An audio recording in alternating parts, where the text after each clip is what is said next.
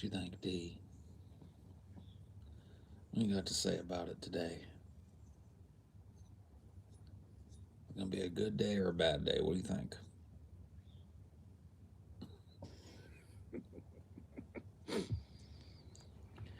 Just gonna be a day, huh? Wow. Look at all you.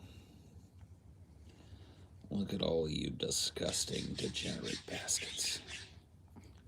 Here again for another hour or more worth of just complete bullshit. Gearing up for my first DoorDash shift, so it better be a good day. I need them stacks. Dude, it'll be good. Dude, DoorDash, dude.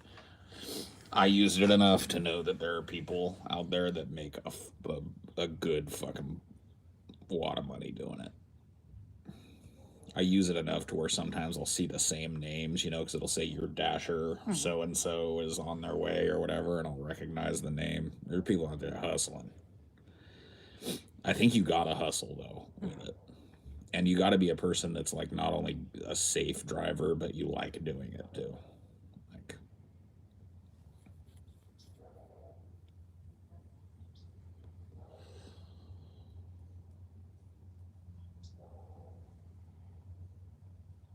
but yeah. DoorDash is, I don't know, it's cool. It's definitely something that I would have liked to have, 20, 30 years ago, but it comes with its problems. It's got its issues. We have far too many times been delivered some shit that we didn't even order, or they leave out some shit that we did order, or you get one of those rare ones where the DoorDasher's doing like 3 dashes and you get like a sloppy, wet, cold mess instead of food. Like it happens. What are you going to do? Small state too, so I can get to other markets quickly. Yeah, I mean, that's a big deal as well. What state are you in, Johnny? You're in a small state. You in like Rhode Island or Delaware, like Delaware? our great president. Connecticut. Okay. Yeah. Yeah, you can definitely travel around and DoorDash it up. Yeah, New Englander. I should have known. I should have known.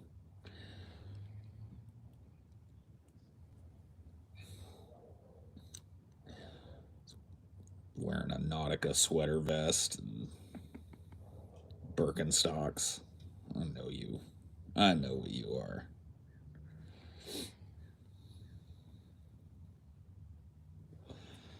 Goddamn Johnny the liberal. Always with his left wing opinions. Mr. Connecticut. Yeah.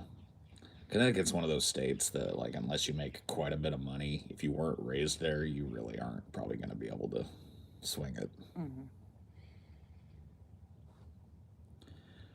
Come from a long line of shit libs. Yeah, I mean, whatever. You got the pedigree.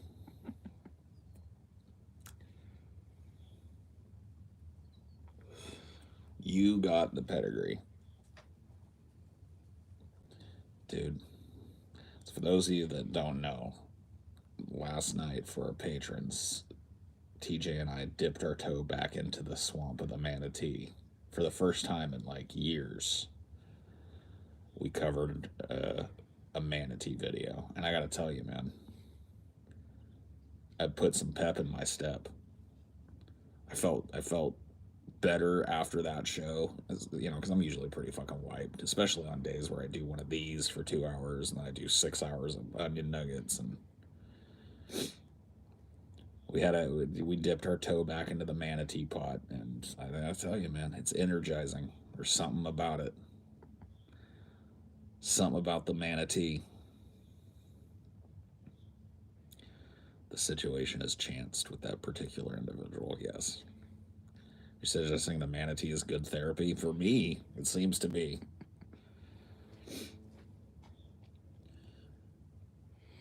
The news is depressing, so anything, even the manatee, will make it feel. I think that's part of it. It's like something that I can deep dive into that is of basically zero consequence in the world, It's like finding an old sweater that still fits. It's got some holes in it. It's a little ratty, but it's still comfy. You Yeah. know. Like, oh yeah. All my criticisms still stand. I do feel like I've said pretty much everything that can be said about the manatee at least twice, but there's just something about it, man. And it really is him too. It's not just the like making fun of it. There's some about his personality that I don't know what it is. It's like a dark charisma. He's got it. Can't deny that. And I think it has something to do because it came up. We were talking about it. Like Brett Keane is the reason both TJ and I independently started doing YouTube all those years ago. Like he was the catalyst for both of our eventual careers and shit. So as stupid and backwards and ill-informed and self-serving and duplicitous as he is, he's a figure.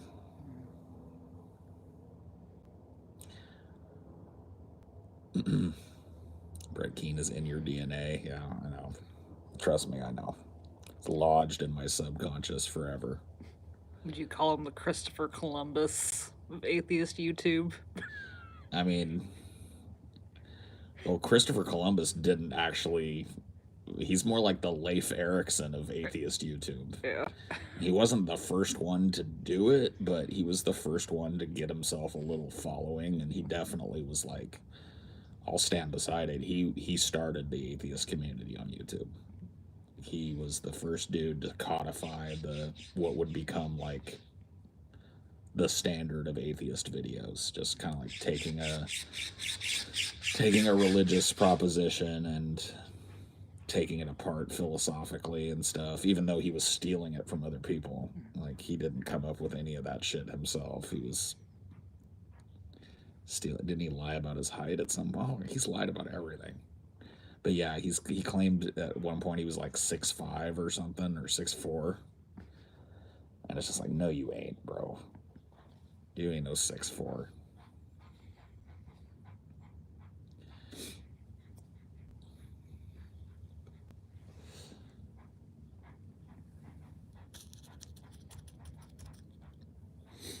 I've had people believe he's not real upon describing him. I mean, yeah. 6'4" with a six-pack, yeah. He's a Chad.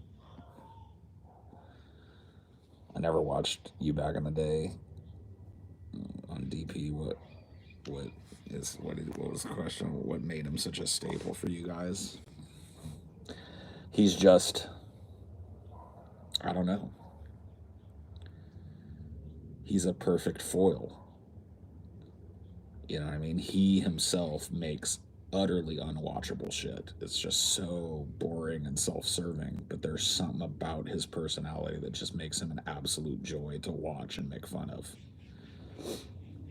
Hilariously delusional is one way to put it. Yeah, it just goes beyond delusion with him. Like that's one of the things. Like say what you want about Brett Keane, I've always respected about him. You know what I mean? He's Brett Keane no matter what. He might try and change things up, but he can't change his heart. At his heart, he's the same fucking scumbag he always was. You gotta respect it. It's wild that DP started 9 years ago. I know, trust me, dude.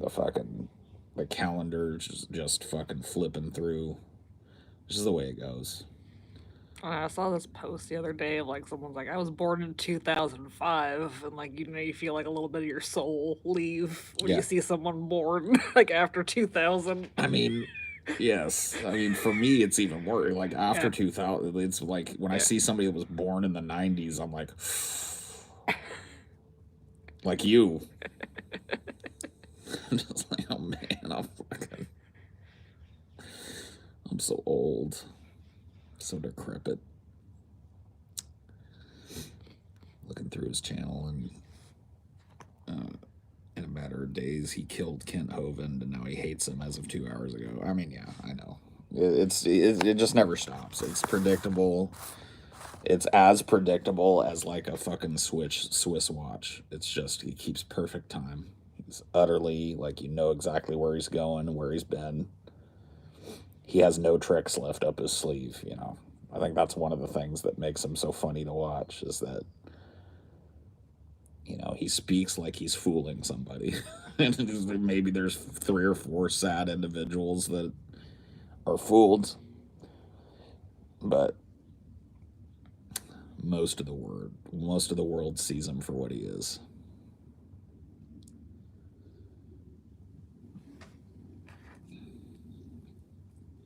The other day I made fun of Brett for saying online, and he shot me with a shotgun when banning me.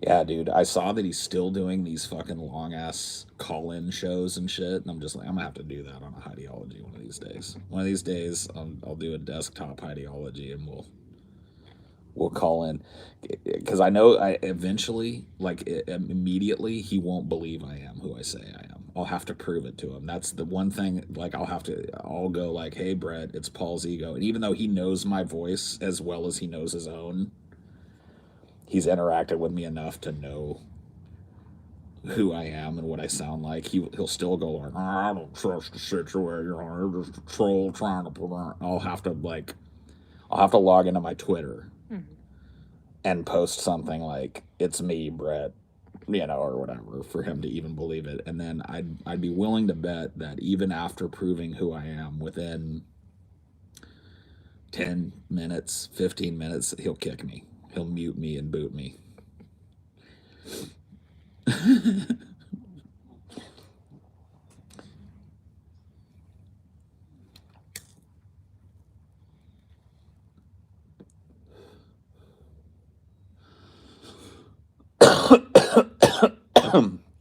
How do you do nothing your entire life like Brett? I mean, that's part of the appeal of him.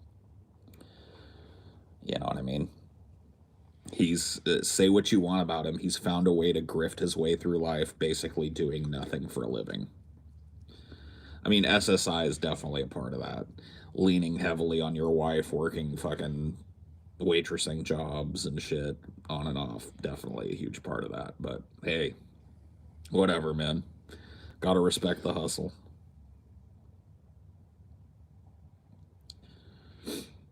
I mean, I think like his daughter's check. I think his daughter is like, she's got to be 18 or more now, right? Like, so I don't know. I don't know how that works. Like, do you continue? I guess if she still requires like at-home care or whatever, you'd still get a check. Yeah, I think certain disabilities is just kind of like you're locked in. Yeah, I don't know. I don't know how it works. Never had to draw, you know, welfare or social security or anything. Agoraphobia checks. I mean, yeah. I mean, I wouldn't put it past. I think he's collecting, you know, some for himself on a spurious, you know, uh, ailment that he doesn't have.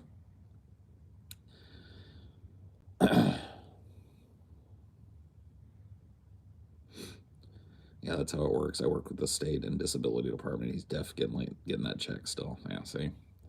Remember this girl who was on the DP Facebook who proved she was almost married to Brett's son.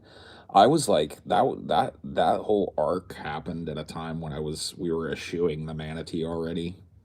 And so I'm not gonna lie to you and tell you I don't know anything about it, because you know, I've got an army of little birdies out there that keep me updated. And so I definitely took a peek at that, and it was strange and interesting. So for those of you that didn't see it, there was a girl who was dating Brett Keene's adult son at the time, and I guess they'd just broken up, and she did like this kind of like tell-all post where she talked about the just a lot of the things that we've always wanted to know, like what's the family dynamic like.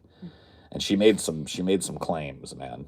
The creepiest claim was that he would like sneak and try and listen to them when they were fucking in the house, like when she and Brett's son were doing the dirty. Like he would find reasons to walk by their door and Dude, she would not only did she go undercover, she was deep cover. You know what I mean? She was having sex with Brett Keen's son to get this information. I mean, nobody, like, say what you want, nobody is that fucking dedicated except her.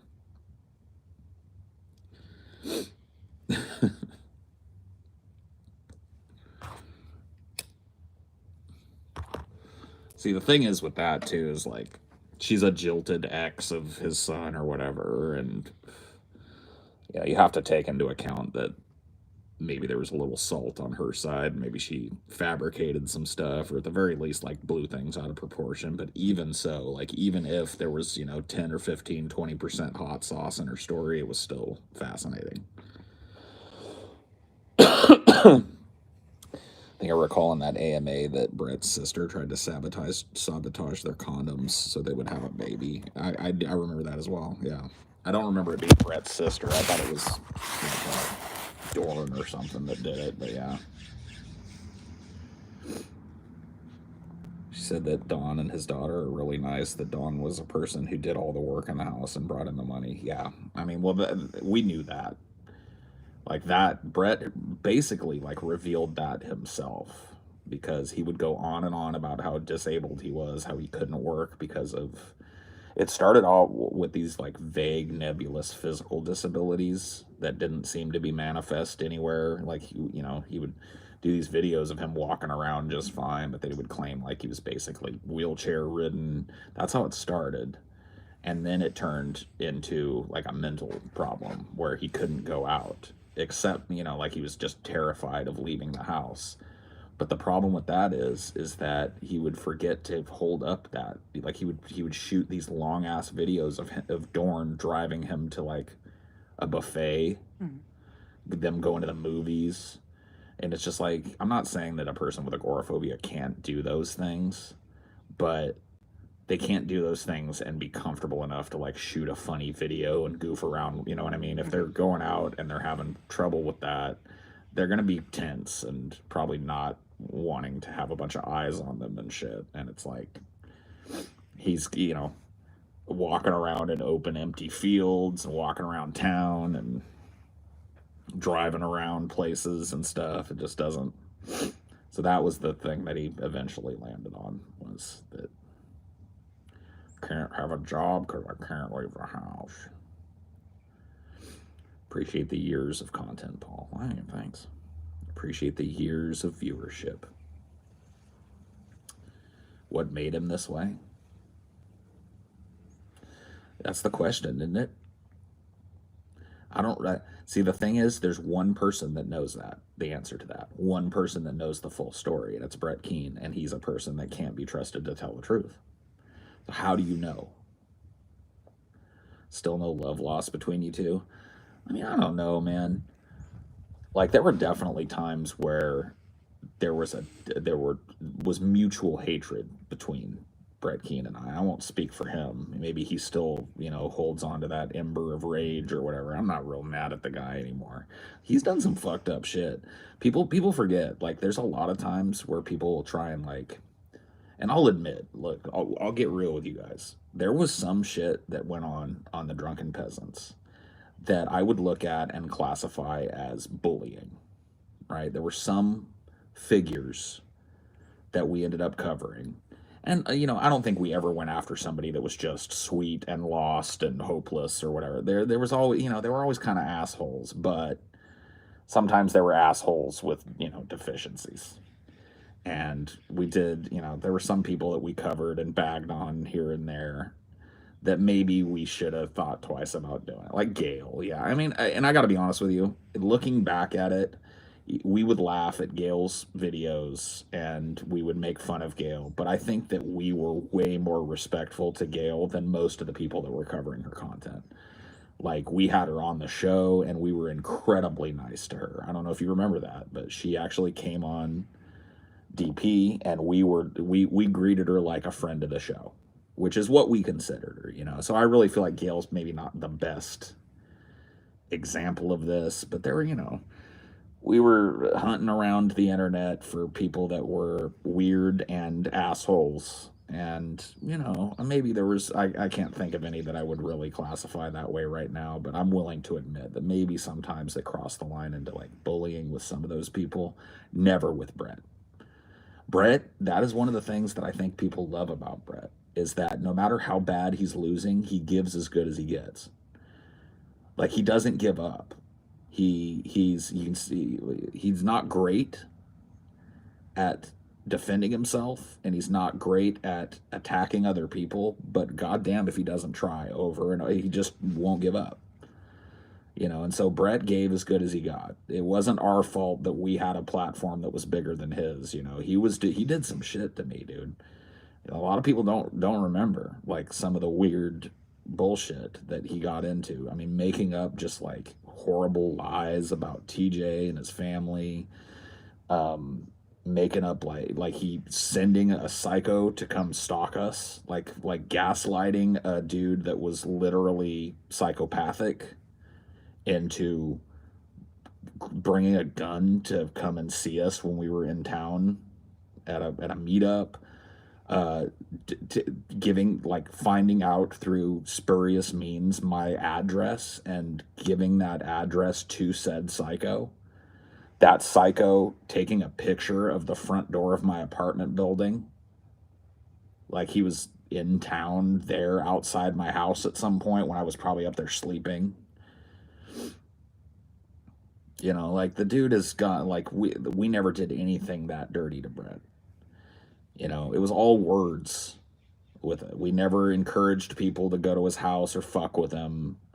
We never, you know, went and sent a fucking, you know, like a weirdo to go stalk him or whatever. That we never condoned any kind of shit like that. And so, you know, this idea that, you know, Brett was bullied or whatever is just like that plays right into the hands of the manatee because it just ain't so.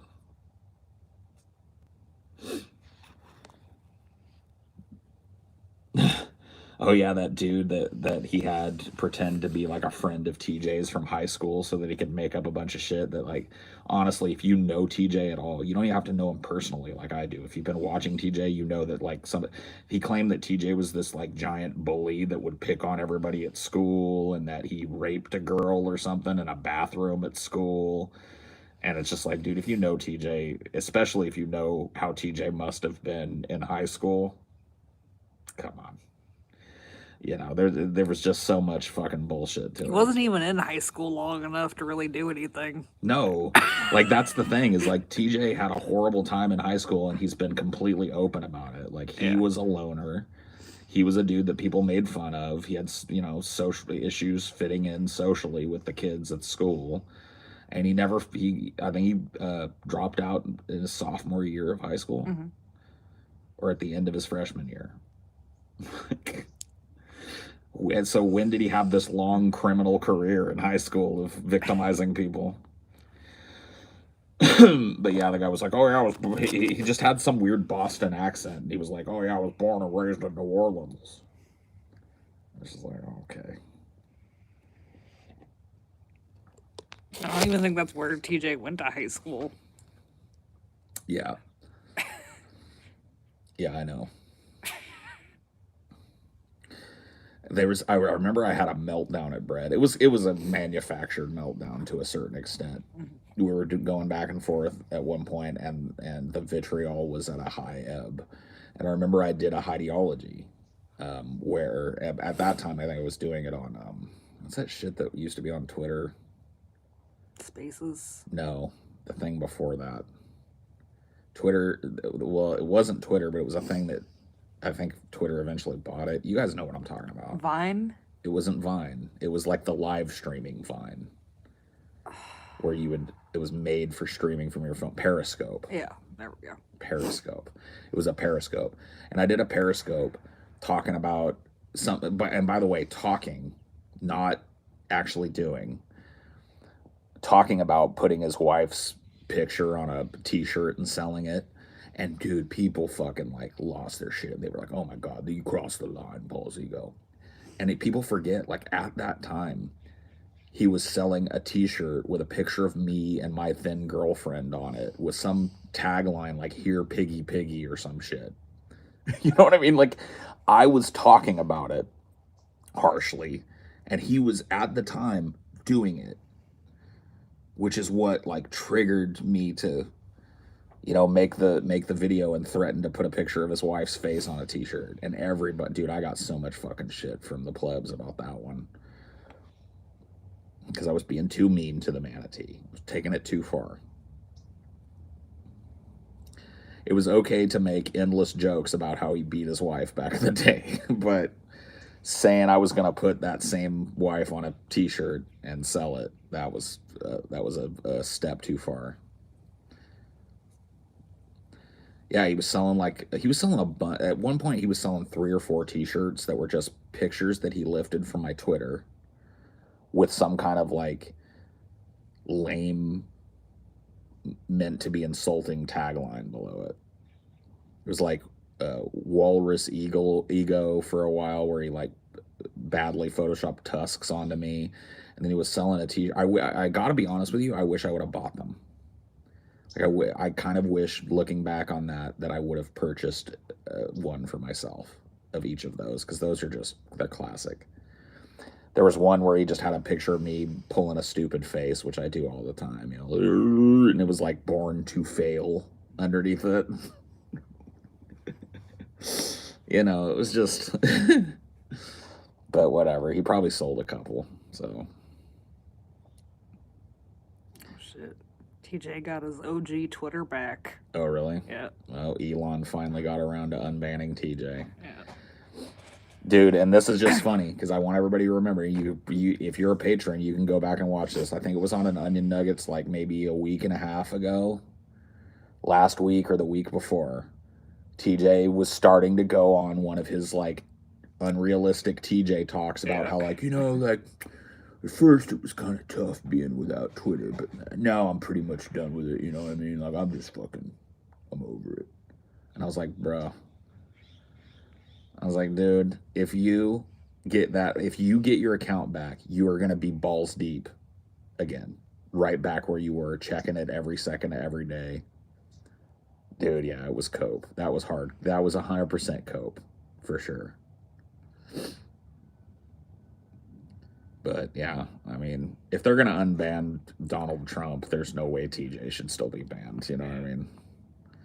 Like, Donald Trump actually used Twitter as a communication device to attempt to foment an insurrection. You know what I mean? Like, to whatever TJ said, I don't think it fucking,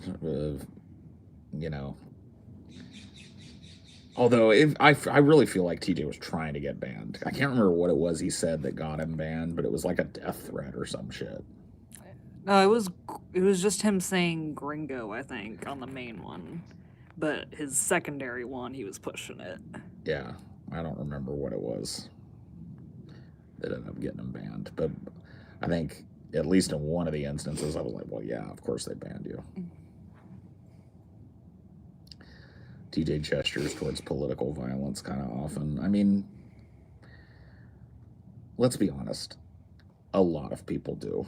Mm-hmm. Political violence is not something that is so forbidden in this country that it's not talked about with varying degrees of sincerity and seriousness by pretty much all over the political spectrum. Mm. You've got hardcore Trumpers talking about how it's time to rise up. You've got pretty moderate leftists going like, you know what, eventually we're going to have to defend ourselves from this shit.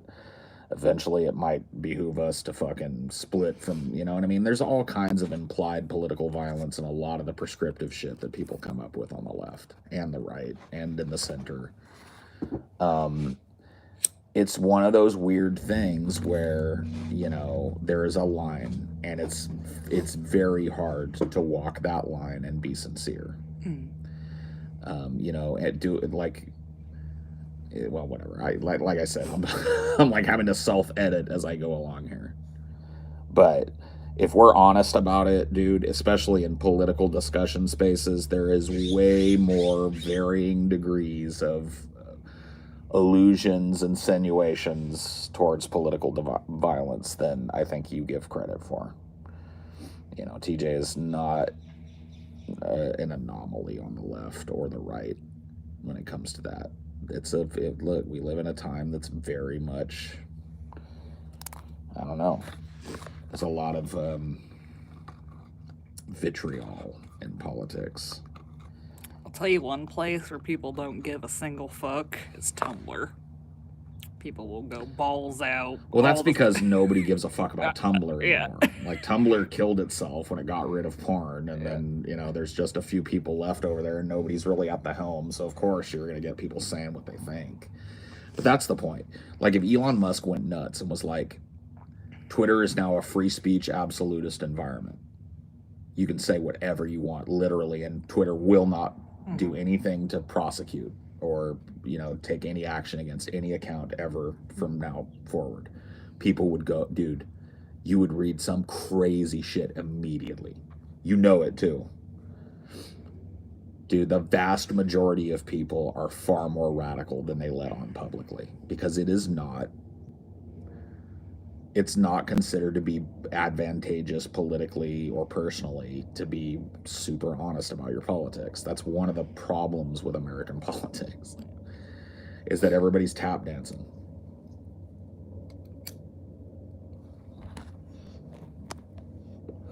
Speaking of shirts, I was at a party and some neckbeard was wearing your merch. I complimented it and then awkwardly followed me for hours. Clearly didn't know how to talk to women. Oops.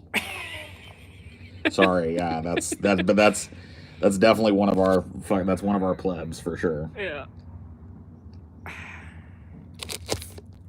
They're mostly harmless. They're just very awkward. Yeah, I think the one I spent the most time with at that meetup in New Orleans was the guy with the Rubik's Cube. There was a dude with a Rubik's Cube. There was a dude that dropped a bunch of acid right before the show and increasingly was crazier. Yeah. I remember as we were leaving, that dude, you remember? Like, we were walking together and he just like jumped out of the darkness like a monkey. He was like, whoa! And I was like, okay, what's going on? I took a bunch of acid, dude. And he just wandered off like a zombie. I was like, okay. There's always some fucking extreme characters at those meetups. It's one of the fun things about going to them. I love how there was no integrity with like the performers' entrance either. There was at the very beginning. They funneled everybody in the front door, but then eventually, like, there was supposed to be like this separation so we could use this side thing, but it was just being used by everybody by you know, the time the show was over, everybody was in and out of it. People were just walking in off the street. It's total fucking chaos.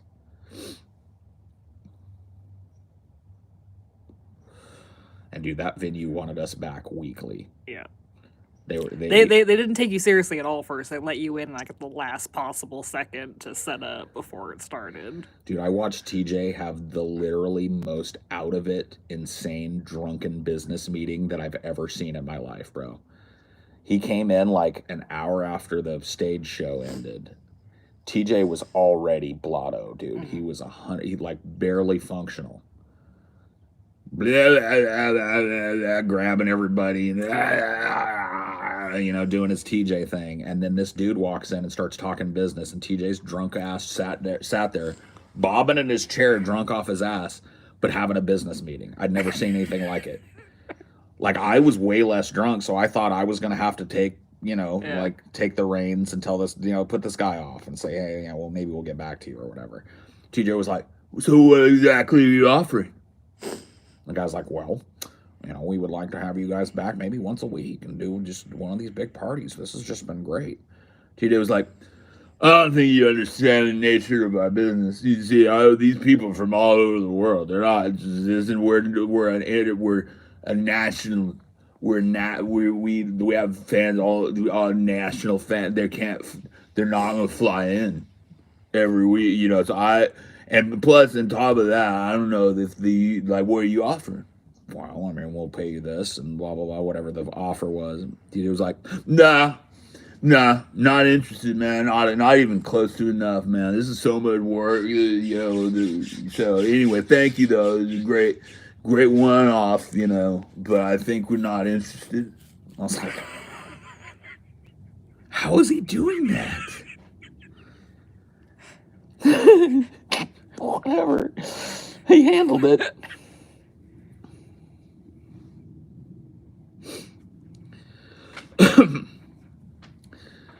Dude, 1 minute later, he was physically assaulting Peter. Like, the dude left, and he immediately was like, "Rah!" Peter was sitting in there, and he grabbed him and picked him up and was like, "Rah!" I was like, what?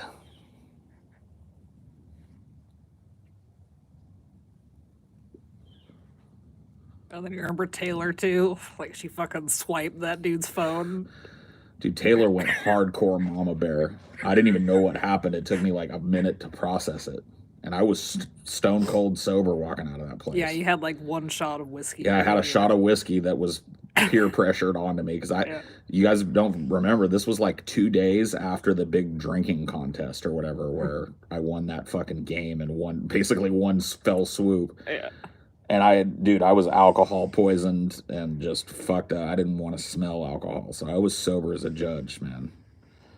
And fucking TJ was so fucked up that like Steve and Stevie had to carry him for a little ways, and then Galen happened to have a wheelchair there in case he needed it, so they had to throw TJ's big ass in the wheelchair and wheel him out like some kind of rock star, you know what I mean? And like outside there was a dude with his phone taking pictures of passed out TJ in a wheelchair being loaded into a panel van, you know what I mean? And fucking Taylor was like, "Hey motherfucker, give me that phone, give me your motherfucking phone." The guy was just like, "Delete this bullshit. Don't fucking take pictures." I was like,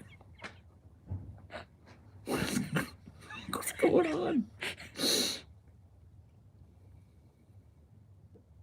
Why did he listen? Because she was like literally not fucking around. He was stunned into submission.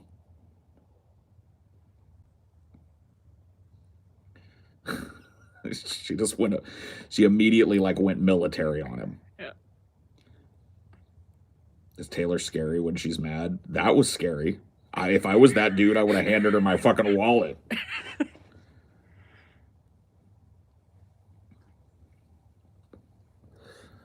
No, I mean, she was just looking out for, her brother-in-law.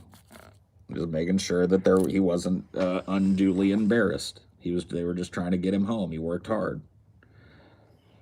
At work now, just dropping in a break to say hello. Hope you and your girl are doing well. Yes. Thank you.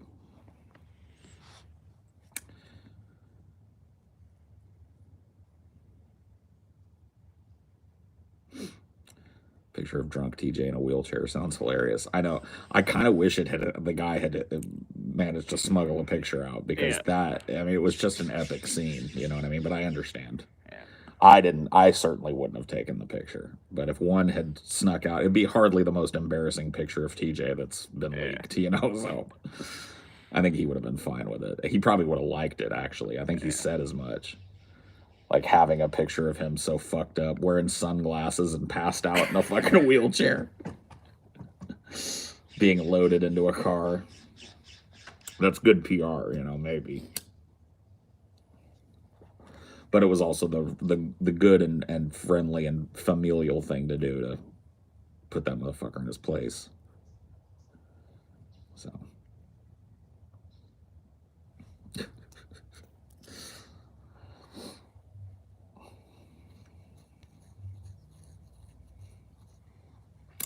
It's just too crazy, man. I've had so many like boundaries that I didn't even know I had broken by just being involved in this weird business, bro. Just things I never thought I'd see. You know what I mean? Like, to me, one of the most shocking things TJ ever did was go behind the counter and get his own drink at Waffle House. And if you think about it, it's not even really that big a deal, but it was such a social transgression. It was just something I'd never once in my life even thought about doing or seeing somebody do. You know what I mean? Like, it was, he's just unbelievable. Just unbelievable sometimes, man. But, when it comes to TJ, I think that's why people love him so much. He just doesn't give a fuck. Like, there are people out there that'll claim they don't give a fuck, but on a certain level, TJ just really does not give a fuck. He gives a he has feelings and he cares about people. That's not what I'm trying to say. It's just like when it comes to like social expectations, nah. you know, if you're lucky, I'll go along with it and keep my fucking shit together. But That fucking Buca de Beppo story. They have another one. I mean that, and I gotta be honest with you, dude. Scotty's just as much a character as TJ. In fact, Yeah. sometimes even more. Like that's one of the things that I think slides by people. I think that people that watch from the outside looking in think that there's kind of like this relationship where TJ is the crazy one and Scotty is the kind of aggressive one that keeps him in check. It's a dance. Dude, it's a dance, bro. It is between those two to keep the other one from fucking literally doing something crazy, flying off the handle. Those two guys, they need each other, man. On a very sweet and cute brotherly level, they need each other to fucking there's like there's a constant balance that's being tested and it's tenuously kept in check by those two. I think TJ's just a little more publicly willing to forego the norms, but Scotty is crazy. He's right there with him.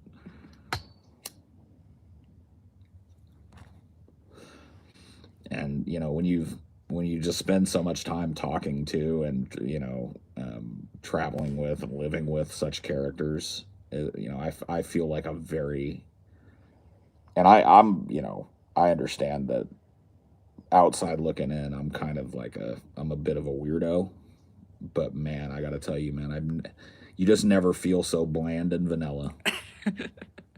I feel like a scoop of fucking like store-bought bucket vanilla ice cream compared to their weird gold wrapped, fucking sundae thing that they do. And to me, it's just like I grew up and spent a profound amount of my life in a very small town where there is a certain range of people.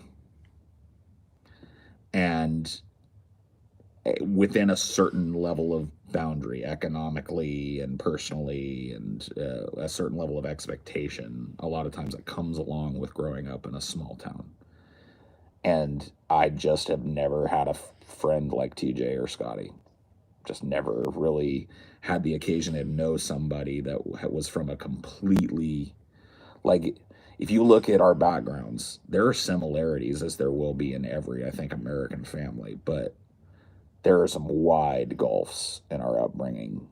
Just the amount of money that they had for most of their upbringing and just the stories, the travel, yeah, how much they move. I mean, I spent my entire childhood in the same town and then most of my adulthood in the same town, and they're just not that way. They've, and so it was just fun. I don't know. It's just fun. It's why I like working with these dudes, honestly. I know I'm a pain in the ass to them sometimes, and certainly I feel put upon. It's part of doing business, but like all of that to me is worth it in the end because it's just too much fun. It's too interesting. It's too funny. It's too cool. It's too I don't know, too friendly. Who else could you do jump ass with? Nobody in the world. Scotty's the best peasant for sure, but you're not Vanilla Paul. You're hands down the most talented entertainer on the show. I don't know if that's like, dude. I don't really feel like it needs to be ranked. I feel like that what I do on my own is my thing, but what we all do together is very distinctly a formula that is born of just knowing each other for a long time, familiarity. It breeds contempt, but it also breeds just a comfortableness. Like I'm really comfortable performing and saying whatever the fuck comes to my mind in front of these guys. Mm-hmm. Not because I know that they're going to agree with me, but because I know that whatever happens, it's going to be interesting to me.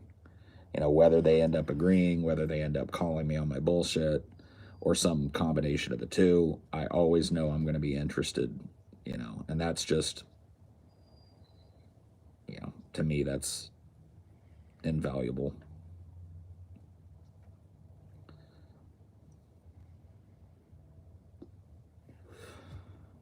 TJ and Scotty alone are usually fun, but the tri-person dynamic is just more enjoyable. DFF without any of the three is not DFF after all. I mean, I don't agree with that. Like there's shit comes up, like Scotty's having to travel for reasons that are really beyond his control, and so like TJ and I did a show last night, and I don't think the show necessarily suffered from the lack of Scotty, but there would have been, it would have been a different show if Scotty had been there. And when TJ and I do a show alone, it's a different kind of show. We're all kind of like, when you do this kind of thing, and this is something that very few people know, because there are really, like, if you think about it, very few people in the position that I'm in terms of having spent the better part of a decade of their lives and going, making a show that's very much based on living in an improvisational environment with other personalities. Howard Stern used to talk about this all the time. There was a time where he was arguing a lot with his co-host Artie Lang, because he felt Howard was feeling like he was had more friendly feelings towards Artie than Artie had towards him, and Artie was kind of backing that up, going like, "Yeah, we work together. We're not friends. We don't call each other all the time." And they were trying to suss that out. And I remember he gave this speech to Artie that really, like, it resonates now after the fact, because at the time that I heard this, I hadn't even started this job, hadn't even really met TJ or any of the other guys, but he gave this speech to Artie about how, like, I sit with you in a room every fucking day of the week, and I let you in my head. He's like, yeah, you know what? We don't hang out a ton after work, and we don't go to, ball games together or fucking go to Vegas together all that often or whatever. I said, but he said, do you realize that there's only like 3 other people in the world, and they're all in this room right now, that have that level of access to me and what I really think, and how vulnerable I have to be in order to give you guys material that you can bounce back to me. Like, he just kind of like explained the working environment that I work in.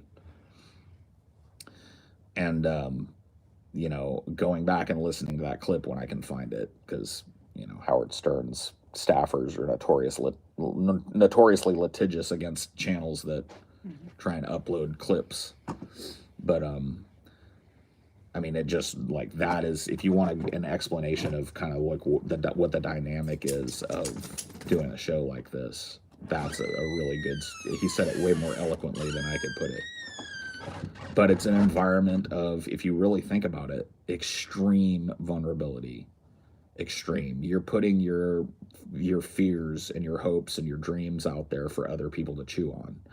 And yeah, there's a chat that can make their little comments that disappear into the ether almost as soon as they're made. But the dudes that are there in the room with you, man, you know what I mean? And it's the same for all of us. It's an environment that we've cultivated where, you know, um, there's just there's a camaraderie that can't be replicated, I think, in a normal,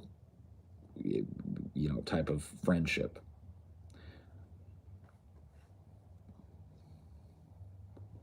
Just ultimate informality, and feeling like you're in an environment where, even if you're opposed, you're supported while you're being opposed.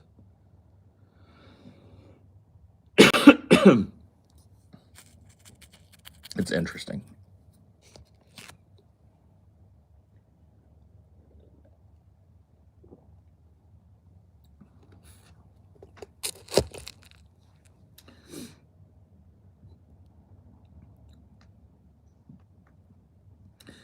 I mean, yeah, it's definitely authentic. I mean, and if you think about it, think about all the shit we've just been, even if we didn't make a show together, even if we were just friends, think about, in the last 10 years, the shit that has happened surrounding us. You know what I mean? We've been through some shit. The house almost burning down, the weird fucking landlord problems, and, the business things where all of a sudden one day you think everything's going in, there's a 5 alarm fire, we're banned, we can't stream, just the up, down, constant fucking struggle of it all. Just on that level, we've supported each other through a lot of ups and downs and weirdness to maintain a baseline in this business. And we put our heart and soul into it, man. Whatever we got goes into this. Whatever we got to give personally, socially, emotionally, you know what I mean? It all gets kind of dumped into this shit. But I don't know. It's just one of those things.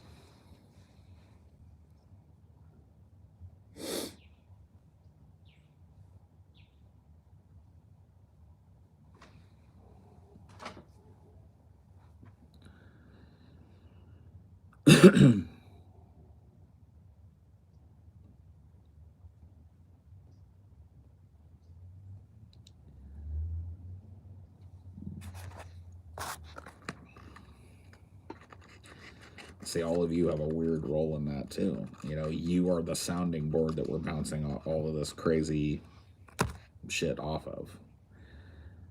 And that, if anything, is what I think keeps people, even people that are heavily critical of us and don't agree with the direction that we've taken the show this time or that time or whatever it is. There's just a core cadre of people that are always here. And I think that's why. It's a hard thing to sell to outsiders, unfortunately. To people that are brand spanking new, it's, maybe a tough sell because there's so much history behind what's happening. So much referential humor, even when we try not to do it, it's there. So many in jokes that you're not going to get, and topics that you're not going to understand. And I think that doing DFF in the traditional way, making like the kind of informational episodes, I think that was our attempt to disarm that,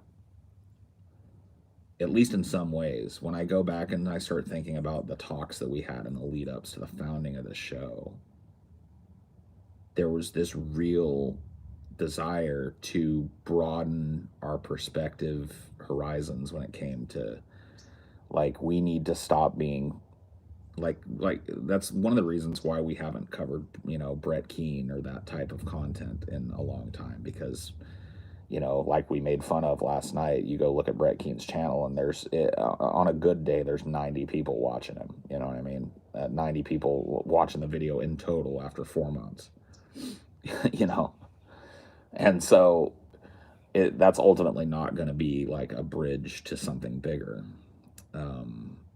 And a wider audience. And so the idea behind these informational episodes was that we bring our brand of humor to a more informational format and do kind of an irreverent inversion of a lot of these, info type of mini documentaries that are so popular on YouTube, where we do a stonery, neckbeardy, poorly educated deep dive into some subject that we find fascinating. And that in turn, would allow our humor to broaden to a more relatable perspective, not so reliant on the in jokes and the, kind of circular stuff that we do. And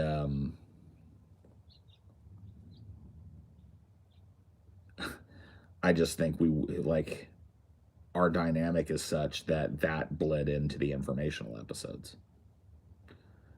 Those episodes were most of the time so fucking tangential that you could hardly say that they were on topic, like barely, maybe partially, maybe kinda, but it was more just us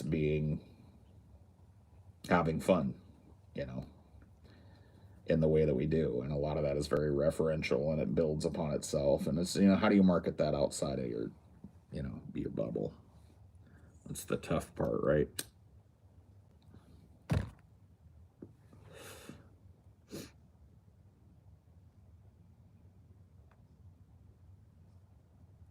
I mean, the tangents are why I do this.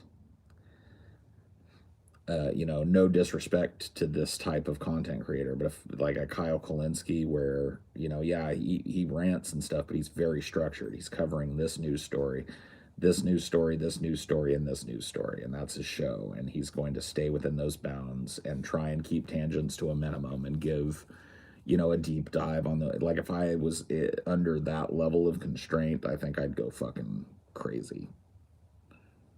You know what I mean? For me, the ability to make a weird tangential leap as part of what we do is what makes the show fun and interesting. It's not the topic for me, it's the conversation.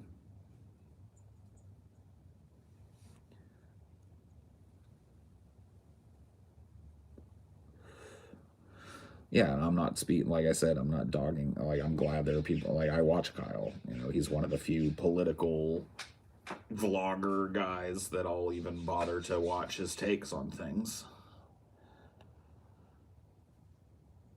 So, I'm not dogging that. I just don't think I could do it, In fact, I know I couldn't do it.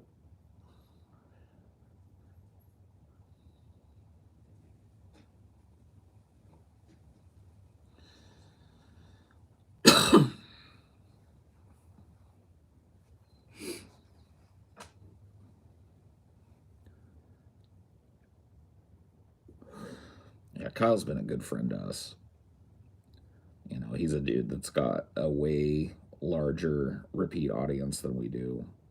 But he always, if there's something going on with us, he'll cover us right there on his show, and he always takes our back. He always defends our, defends us against detractors who would try and paint us as something that we aren't. He's been one of the only mainstream voices to talk about us. From the peasants, drunken parrots. Yeah, that's what we became, the drunken peasants era. Forward, like there was always this shadow of like, these guys are alt right. There was a meme on the show that we were an obscure alt right podcast because that we were actually covered in the news and labeled as that. And our politics are no different today than they were then. We are, if anything, on the political scale, radical leftists advocating for varying degrees of elimination of capital and all forms of trade. you know, Radical futurists. I mean, about the farthest from a traditional conservative slash white nationalist slash whatever else as you can get. But because we hold the Democrats and the functional American political left to the same level of scrutiny and mockery that we do the right, because we just basically we don't toe the line. And that has led to just this, there's a huge swath of people out there who believe that TJ's a fucking misogynist Nazi. And, that I'm, some adjacent to that,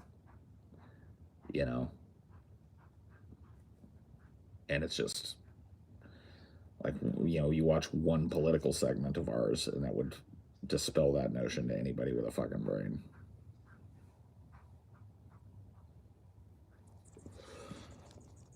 Why did you guys defend saying the N-word so hard back then?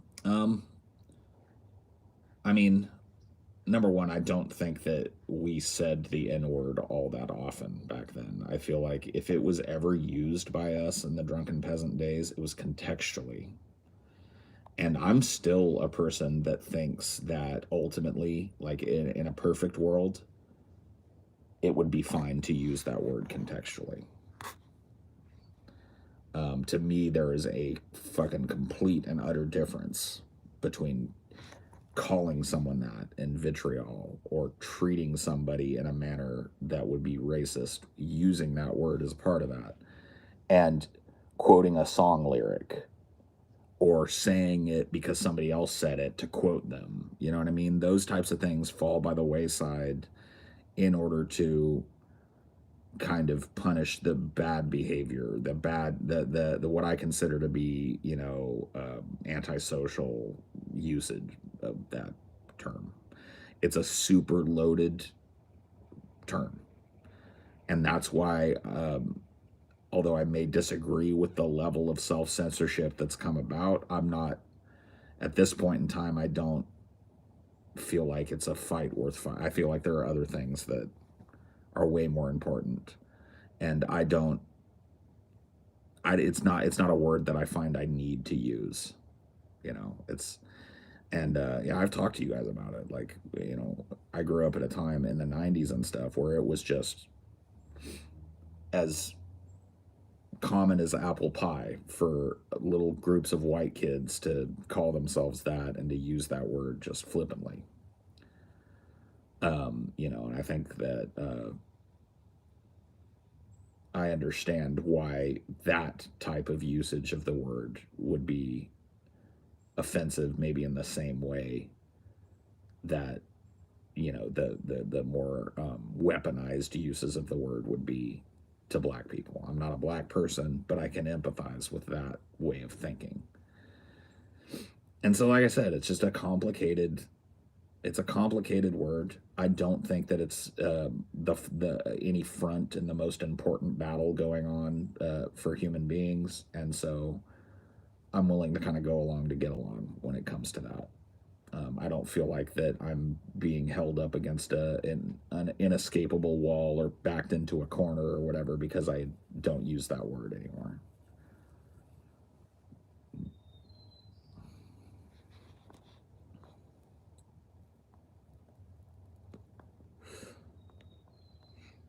Remember when TJ sang Beethoven's Ninth Symphony using the N word, Pepperidge Farm remembers? I actually don't remember that, but I believe it happened. It sounds like TJ. G-Man kept making fun of himself and calling him the chocolate atheist. G-Man had dumb beliefs, but was in on the humor. I don't know. Yeah, I mean, whatever. G-Man was, 99% of the time, G-Man was a total fucking flop. You know, we were talking about that last night, how, like, you know, all of Brett Keen's little hanger-ons were really only good in the context of him. You know, and as soon as you started trying to treat them like they were their own entity, you found out that there really was no, you know, there was nothing there.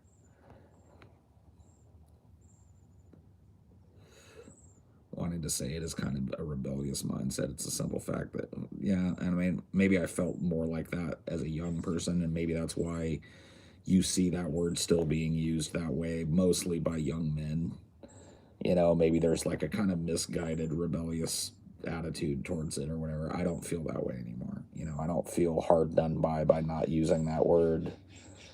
You know, I'm willing to, like I said, I'm more interested in not excluding a whole segment of the population that would be incensed by my flippant use of that word than I am with any kind of need to use it. So, you know, to me, it's just a pointless distraction from the point. If you're going to stand on that hill and die on it, then I don't think you're really going to go anywhere. And, you know, like I said, that's not to say that I agree that it shouldn't be used contextually or usable contextually. I just think, you know, honestly, my position on it is have a fucking brain. You know what I mean? Have self-awareness if you're going to talk about things like that, and understand the difference between a quote and flippant use and appropriating kind of a term that really isn't meant for people that are like you and grew up like you know, a very kind of insular term. You know, like, it's just like, be self-aware, basically. And I think a lot of people have trouble with that, hence why there's kind of like a heavy-handed, you know, social enforcement, I guess, of, you know, just don't use the word. And I can understand that. You know what I mean? I definitely contributed to that, you know, along with everybody else. So you can't really get mad at the response, can you? Pushed it too far, you know. Whatever.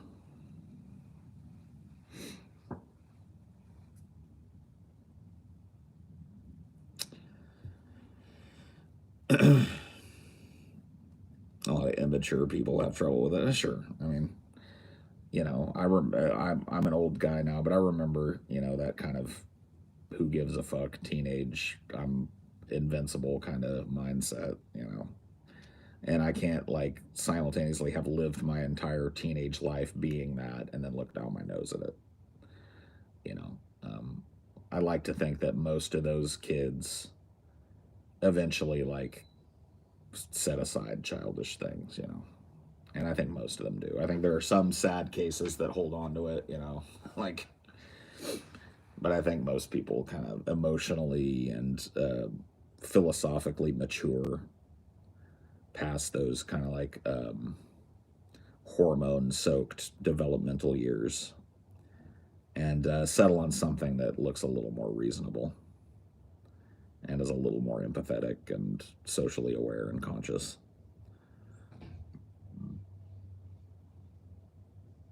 Dude, you're asking the wrong guy. Von Helton was one of those side characters that we covered that I barely could fucking remember two things about him right now if you quiz me.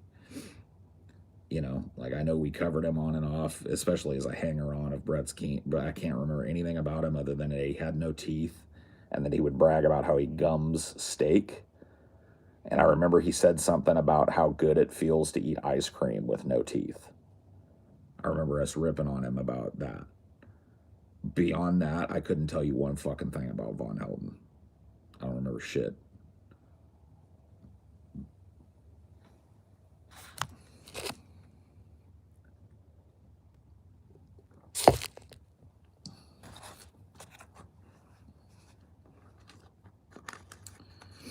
You say that, and yet there are Republicans. Man, I don't know how to say this without offending your little delicate sensibilities, because I know some people like the one line in their life that they draw to categorize people as politics. But if you actually sit down and talk and spend time with Republicans, you'll find that most of them, maybe not all of them, but most of them are way more agreeable and normal, and you have common interests and common. You'll find that there's a lot more commonality there than you would think, given the current media climate that is just fomenting constant animus between the political parties. There's definitely a thread of blue collar mutual interest that exists in most people that would call themselves Republicans. I'm not saying all. Of course, there are some fucking stupid ass QAnon people, and you know, I'm not denying they exist, and I'm not trying to say that we ought to politically acquiesce to these people. I'm just saying when you're talking about just like a personal level, I think you would find a lot less animus if you just sat down and had like a beer with a Republican. And I think that if you had like a political conversation with a Republican every once in a while, see, I have that. I have family members that are conservatives and hard Republicans. And I have talks with them from time to time, and we get heated about our disagreements, but I find that there are areas of mutual interest that I think can be built upon. You know what I mean? And setting even all of that aside, politics aren't the first thing that I look at in a person. It's not that I don't note them. It's just that it's not the end all be all, you know, yardstick by which I judge every human being. You know, in my mind, politics is a crazy, backwards, broken enterprise. And it's going to create people who have all kinds of, you know, beliefs that might run contrary to what they actually want, or that run contrary to the rights of other people, and have all kinds of justifications for that shit. Look, dude, if you want to, and I'm not saying that's how you have to live your life. I'm not saying that you have to, and I'm not even really preaching tolerance. Like I said, when I talk to Republican people, it's not like I'm looking for an opportunity to soften my position on them. We have our disagreements. There are things we just do not see eye to eye on. But on a lot of fundamental issues, if you have that kind of conversation with a person who's politically opposed to you, I think you'll find that there is a lot of common humanity that gets kind of lost in the sauce. That's all I'm saying. You know, definitely politics is a metric by which I will judge a person in certain ways, but it's not the only metric.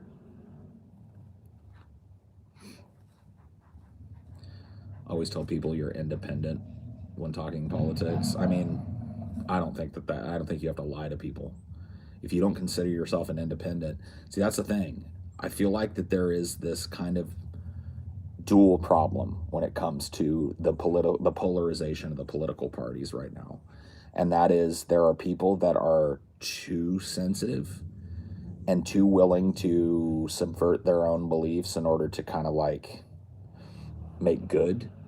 And then I think that there are people that are too sensitive in the other direction and are just like that guy earlier that were like, oh yeah, good people, most people are eventually grow up a little bit, but yet Republicans exist. There's that guy who's, his one lens on the world is this stupid manufactured fucking corporate nightmare that is American democracy, football politics, you know what I mean? And it's just like, man, I feel worse for people like that than people that are nominally Republican, to be honest with you.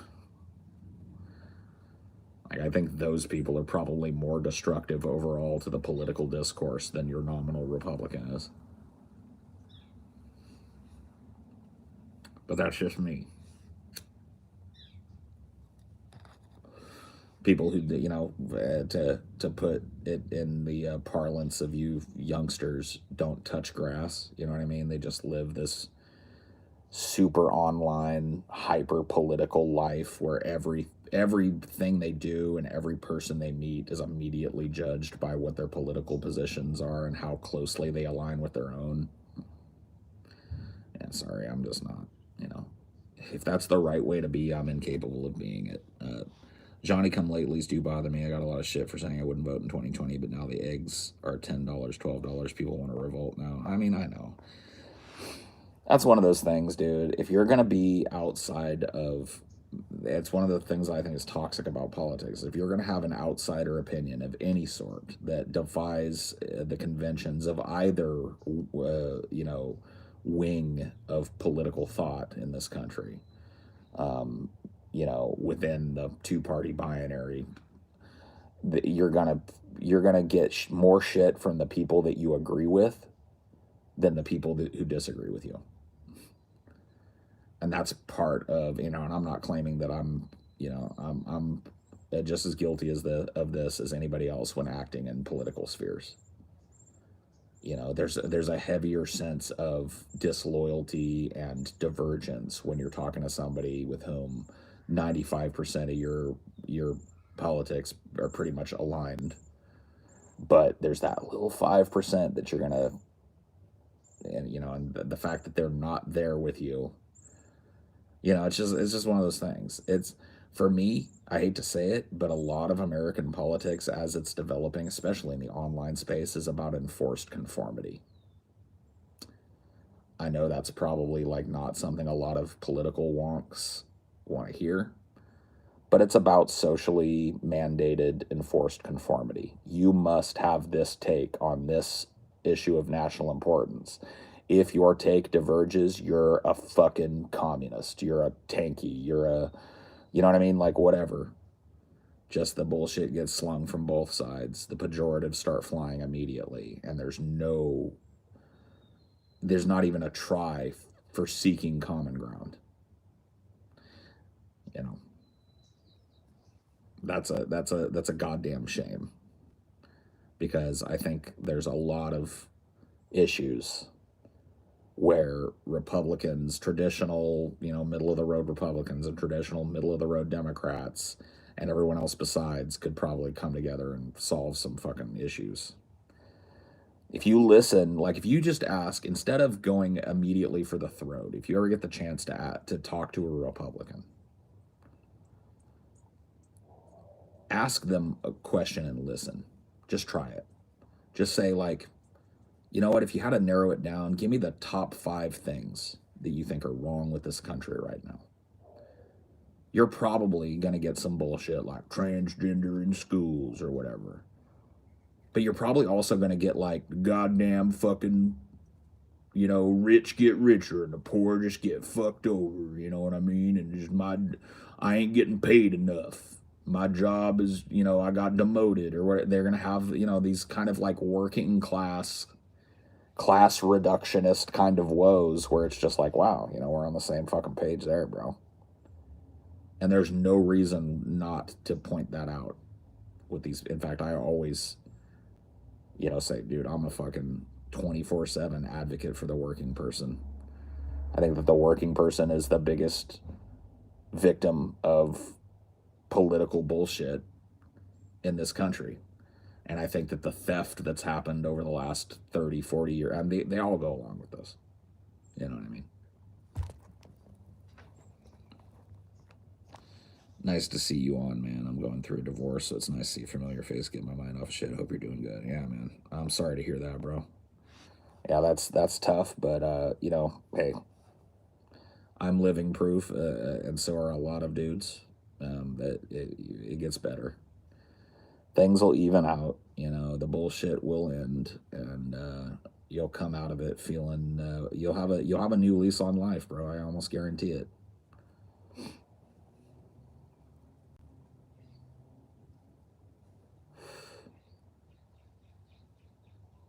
Do you believe in life after love?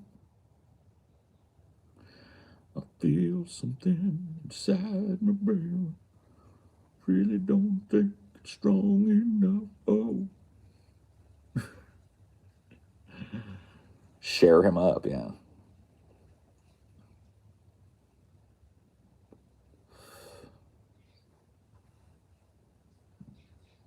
If I could turn back time, if I could find a way,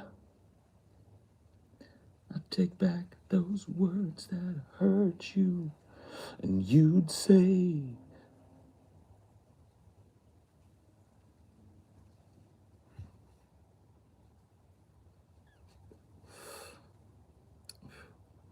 poor Cher. What happened to Cher, man?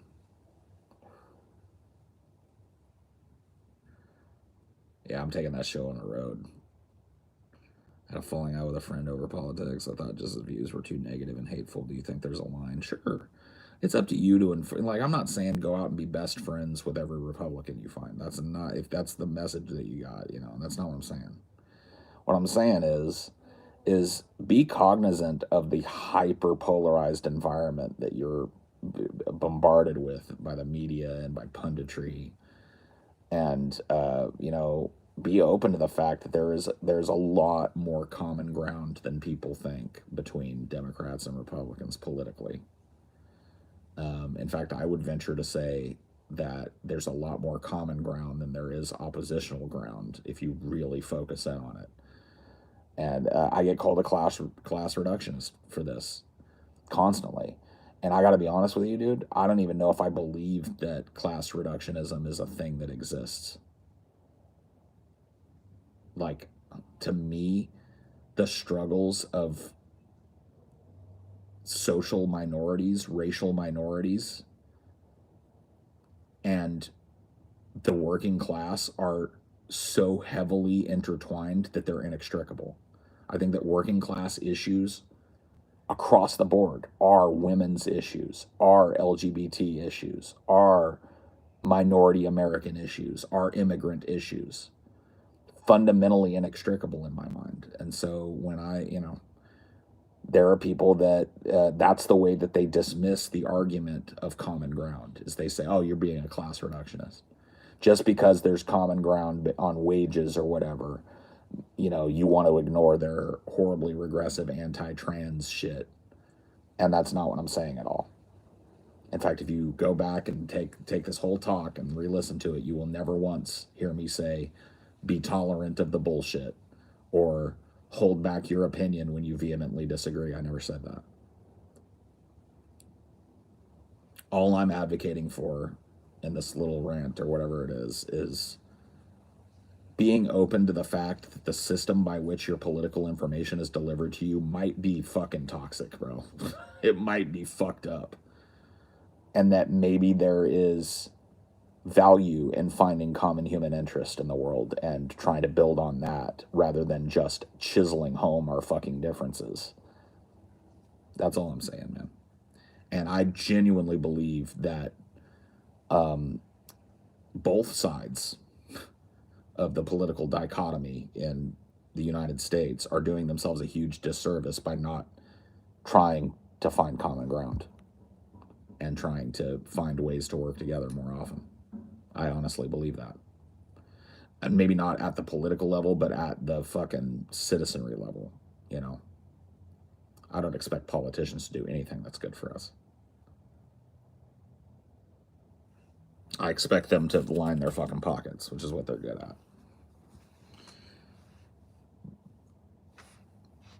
Now is not the time to be trying to find common ground. Our differences are too stark. I disagree. I just disagree. I think that in the weird online world, that might be true. When you're talking to some fucking dude that runs some kind of white nationalist Twitter or some shit, yeah. You know, are you gonna be able to even arrive at common ground with a person that's that fucking far down the rabbit hole? I never said that. But I'm also telling you that that dude is not the average political entity in this country. That most people are not, they're just not that fucking vehement. That's all I'm saying.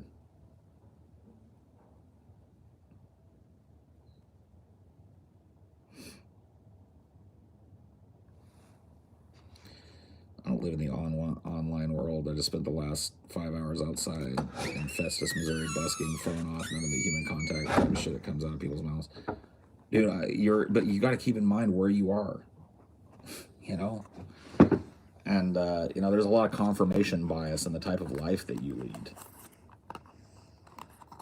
You know, the kind of life, like you have chosen a life that is inordinately hard when it comes to suffering the slings and arrows of your fellow man. And you're trying to judge humanity as a whole by what a couple of fucking hateful hillbillies outside of Festus, Missouri said to you today. You know, I'm saying that there's more common humanity than you're allowing for. And that's all there is to it. It doesn't mean that I think you ought to fucking acquiesce to the horrible, regressive, racist, sexist, homophobic shit. I'm saying that focusing entirely on that as if it's the only fucking dividing line between these two fucking ideologies is to the detriment of any kind of political movement you would hope to see happen.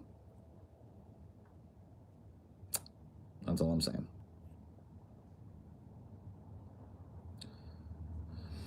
I think that ultimately, as much as the political parties, and make no bones about it, a lot of these people, whether you believe that this is defensible or an excuse or not, a lot of these people believe what they believe because they're trapped in a blender. They're trapped in this system that force feeds you this kind of bullshit. And a lot of times, maybe these people, like a lot of leftists, have never had anything approaching a positive interaction with a leftist activist or a protester. They've never sat down and had a cup of coffee together and laughed about how fucked up life is.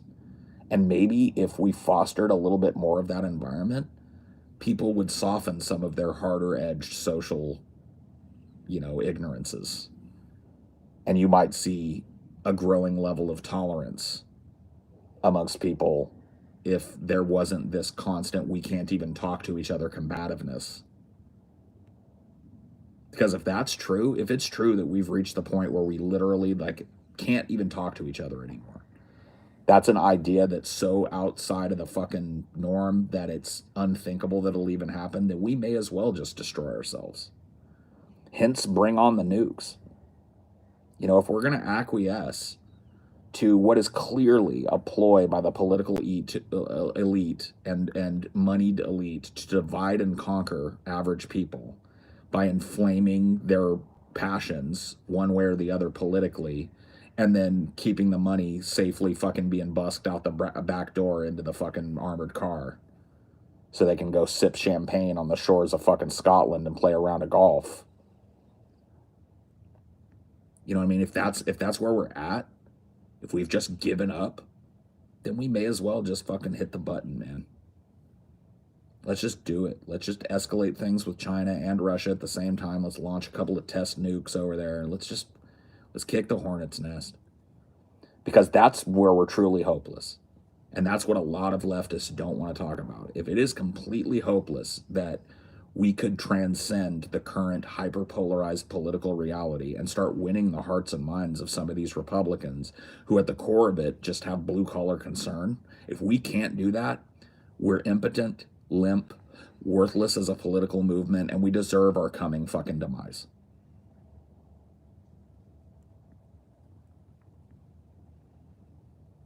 We deserve it. If we can't see through the smoke screen, if we can't see that both ends are being played against the middle, and that it does nothing but benefit giant corporations and rich billionaires and exploitative politicians with dirty money in their pockets to continue it, if we can't see the absolute truth of that, and we're just going to fucking give over to a country where we can't even talk to one another, we can't even attempt to find common ground or share a common human moment that's apolitical, if we can't do that, we failed. We failed. We may as well just lay it down and be done with it. I don't believe that. Sorry, call me, I know I get called a doomer a lot, but that is not my position on things. I honestly, do I believe that it's probable that humanity will undergo a political revolution that kind of sees the game for what it is? Maybe not. But do I think it's possible? Absolutely. I think people are right on the cusp of it. Most people are right there, just waiting for the right interaction. And you do enough of that, and you've got a whole different political landscape. You don't got perfection. You don't got utopia. I'm not saying every regressive idea is going to disappear overnight because of it. But you make inroads in the political center and get people off of this idea that everybody that has that votes Democrat is some kind of fucking devil worshipping, baby killing monster, and everybody that's a Republican is some kind of goose stepping Nazi caricature. I think nothing but good would come of that. I had an interaction on Reddit the other day where it was this dude like, pull yourself up by your bootstraps and yada yada yada. But I got him to admit, like, it's a lot harder now than it was a couple generations ago. Of course. I'm telling you, when you talk with people, and when that means not yelling and screaming, and I mean, if it comes to that, it comes to that. But I'm just saying, if you actually make an effort to listen and to have an actual conversation with people, I think that you will find more often than you think that there is a huge common interest. And that's all I'm saying, man.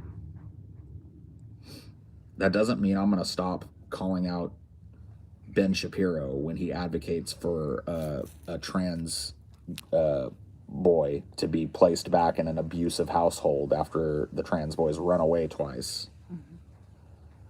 That doesn't mean I'm going to sit back and be silent on that. It just means that maybe Ben Shapiro isn't a dude that I would ever have the chance to have a conversation with anyway, and maybe I shouldn't listen as much to what he says. Maybe I shouldn't base my opinion about every other human being on Ben Shapiro. Maybe Ben Shapiro is part of the problem.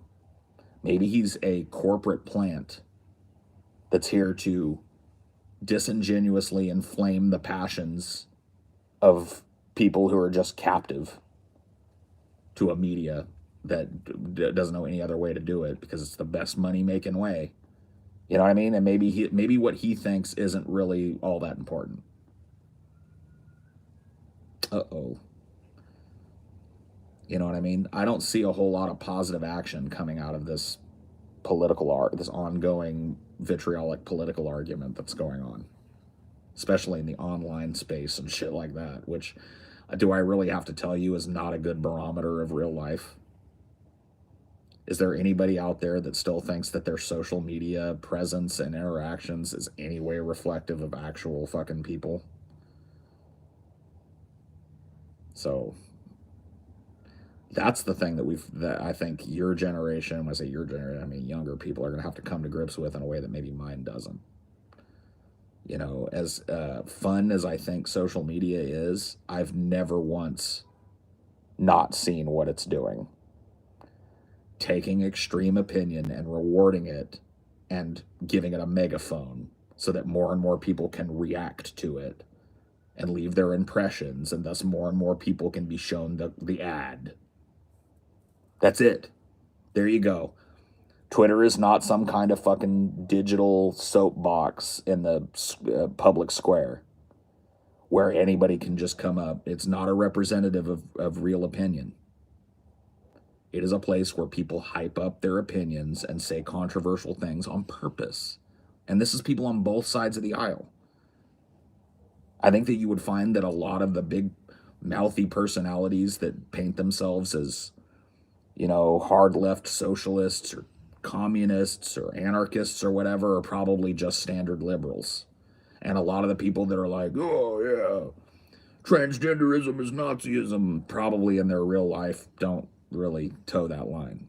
Everything's amplified. Everything is given a megaphone because it's not about political truth. It's about your reaction.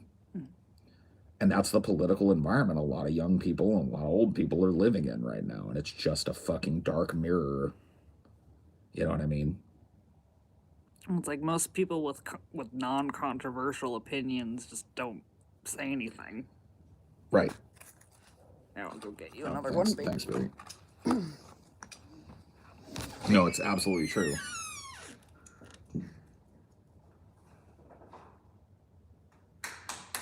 Real life and online are intrinsically linked in a world where anything may be recorded and uploaded at any time. I didn't say that there wasn't some kind of substance to your online presence. Clearly people have decided that there is. I'm just saying that it may be at some point that you have to rethink it. It may be at some point that you have to take stock of your actual real life and give it a less important place in that. And start developing political opinions that aren't solely and utterly based on what a few people who are just hungry for clicks and views, say. Maybe step outside of your comfort zone. You might find that the world is a very different place than is portrayed on social media.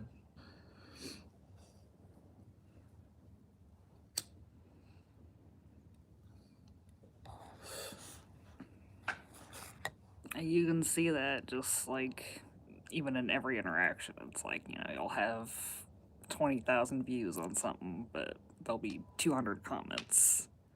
That's what social media is. Yeah. It's that 1% that wants to say something. It's solely people who have an investment in growing their profile. And most people understand that the way that you do that is you're loud and extreme and over the top and polarizing and controversial. And it leads a huge amount of people to act in ways that they would never act in real life and portray that as their real person. And that it creates kind of a fantasy environment where all you need to know about a person is how they vote. You know what I mean? And you just draw the line. Nope, that's it. You know what I mean? It's like, well, if that's the case, we better just, like I said, hit the button already. Why are we languishing? I don't believe that's the case. And I believe, slowly but surely, I believe people are starting to, in their own way, wake up to that fact.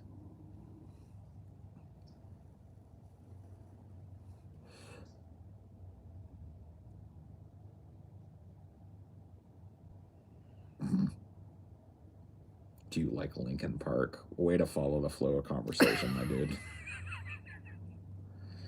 You're gonna be a hit at parties when you finally go to one. I don't get being interested in politics, but only enough to be told what to think rather than thinking it myself. Why not just disassociate? I mean, that's kind of what I'm advocating. I'm advocating that people disassociate from the current toxic environment that's created by the media and elites in order to keep Americans divided at all costs so that they can monetize it and start a more human political movement.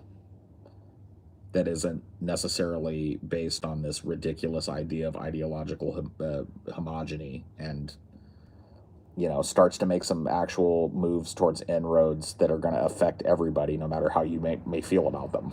You know what I mean? Like, there's no arguing the fact that if I was able to create a nascent labor movement in the South, that even if those people maintained their anti-trans bigotry or whatever, that trans people, minorities, and everybody else besides, a rising tide raises all ships, That's just the truth. So, do I need these people to agree with every goddamn thing that I do? No. Do I think they already agree with me on a lot of fundamental issues? Yes. Do I think that should be exploited? Absolutely.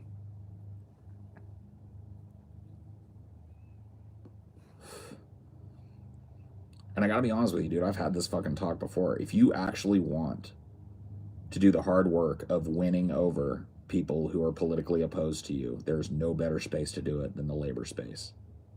Period. Point blank. There's no better way to expose people to the ins and outs of normal human life and people that might be different from you or common. That you're not going to get any better exposure to that than you are in labor. And the fact that people are advocating for things like the shunning of people who are politically misaligned to the complete detriment of any kind of labor movement ever being fomented. If people listen to you, people that are saying, oh, I'm a hard, like Phoebe and everybody else that's saying, oh, I'm a hard liner. No, you don't. People, then you may as well, like, I hope you haven't agreed with me on union issues before, because there's no such thing as a leftist workforce. It doesn't exist. Political disparity exists in every fucking workplace. And if you're going to base working class issues on political disparity, then you're never going to make any inroads. You're done. Give it up. Stop agreeing with me and start poo-pooing unions right now. Well, it's like people forget that like the vast majority of people, like they flip-flop on the parties all the time.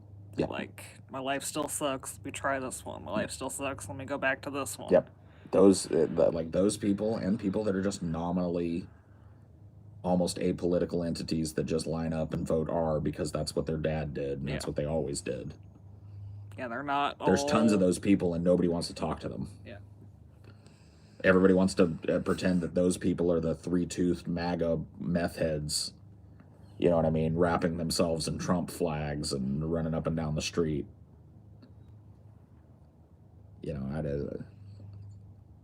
It's just, it's one of those things, man. It's just like the entire point of a labor movement is to set aside things that aren't in mutual worker interest.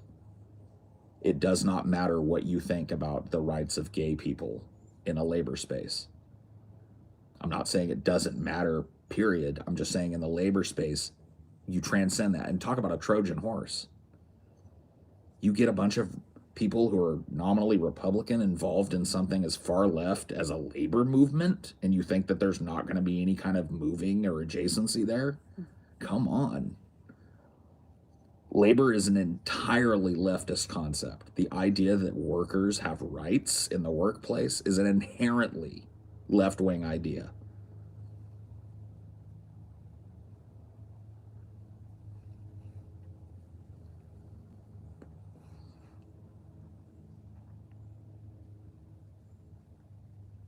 Yeah, it's not a big leap to say, like, I should have a say in my workplace to, other people should have autonomy in how they want to live. Yep.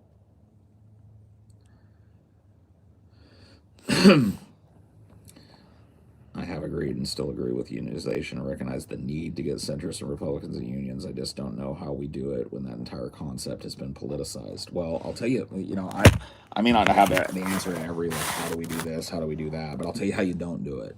You don't do it by starting every conversation with somebody by, just judging them for their perceived bigotry before they even open their mouth because they voted this way or that way in some election somewhere. That right now is the status quo, especially in online spaces. There's a ton of people who, even if they wouldn't admit it, are basically advocating for a complete and utter separation of the parties, even though, like, I don't even know how you would do that. like a separation of society, literally advocating for I'll make jokes about splitting up the United States and stuff, but do I really think it's something that ought to be advocated for? No. Maybe it's a possibility at some point, but I don't think we're there. I think there's plenty of common interest, and there's plenty of room in the political landscape for a fucking giant labor movement. But I don't think that you can walk into it and immediately start calling everybody in the room a transphobe. Like, you just gotta set shit aside and go like, look, what's gonna raise the tide? What's good for me is what's good for you. And those people, just by necessity, a lot of them are going to end up in workspaces with people who are politically unaligned with them or socially. They're going to work with gay people. They're going to work with black people and brown people and immigrants. And I'm sorry, there's nothing that can happen but a softening of a person's attitude towards minority folk than it is working in mutual interest. And that's what labor is all about. It's about being taken care of and paid a fair and living wage for your hard and faithful labor. It's not about being black. It's not about being white. It's not about being gay. It's about being a human being that works for a living and walking in brother and sisterhood with your fellow worker, despite whatever personal or political differences you may have, for the common interest of workers. That's what it's about. It's about having a say in what you're worth. And once again, make no bones about it, this is an inherently leftist idea. Inherently. The very idea of a labor force coming together and making decisions that affect corporate decision making, corporate policy. What a Trojan horse. What a way to introduce people that have a cartoonish view of leftism to what real fucking leftism is than the labor space. What better way to deprogram people who listened to Glenn Beck their whole lives and sucked the corporate teat while watching their paycheck get smaller and their food bill get bigger? You think this only affects people on the left? You think there's not a way that you could have a fucking talk with somebody who just doesn't agree with you on a lot of issues, but drive home the fact that we're being screwed by the corporate class, the political class, and that we ought to do something? We ought to come together as working people and join together and demand that we get our due and proper? You think that's a hard sell amongst blue-collar conservatives? I don't. In fact, I know it isn't. I live around them. I talk to them. I have them in my family. Yeah, wasn't it like your cousins were in this union, and as conservative as they are, they still lined up to vote Democrat because the Democrat was supporting the union? Yep. Hardcore Trumpers, every last one of them, but they all vote for Gavin Newsom. I'm not saying that's some big leftist thing, but that's a Republican that votes for a Democrat. And why? Because Gavin Newsom's the only one that showed up at their big union meeting. They got a big, meeting at a convention hall every year where, members of the union from all over the country come, and they invite the political class to it, and the only ones that show up are Democrats. That seems like a foot in the door. What that tells me is that their interests when it comes to protecting their income and ensuring that they have a right to sit at the table and collectively bargain with their employer is a common ground issue. And they voted for Trump, and they quote Trump, and they love Trump, and they're all over Trump, Trumpism in terms of social issues. But they're ready to fucking hit the streets if you fuck with their paycheck, if you fuck with their right to a living wage, their right to pursue happiness, their right for fair compensation for good and faithful labor. Leftist ideal through and through, and here they are. And you're telling me, let's walk away from that commonality in the name of continually inflaming these political wedge issues that are used against us over and over and over again. And I'm saying that's not the way to go. That's it.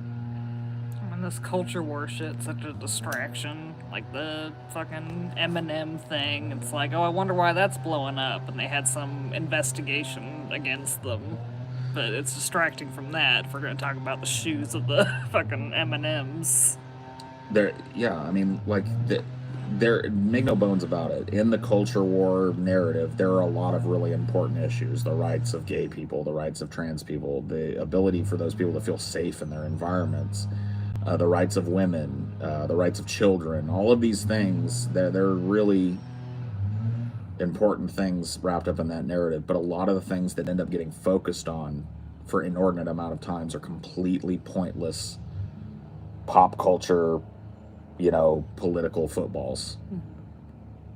The M&M's one is a good example of that. Nike, you know what I mean? Like doing an ad supporting Colin Kaepernick. It's another example of that. You know what I mean? It's just, those end up being the big fucking news stories.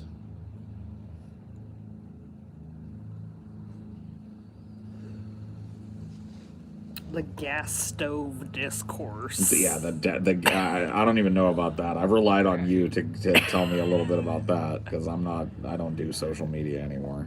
I'm better for it, This is as close as I get to Twittering. Yeah. And man, do I not miss that. People burning their Nikes. People literally, like conservative people, going out for clicks and spending $50, $60, maybe $40 at an outlet to buy a nice fresh pair of Nikes and then throw them in a barrel and burn them for views. And you want to tell me that's who we should be listening to? The people involved in that type of discourse are the people who we should look to for our political leanings. It's just like, man, unplug from that shit, bro.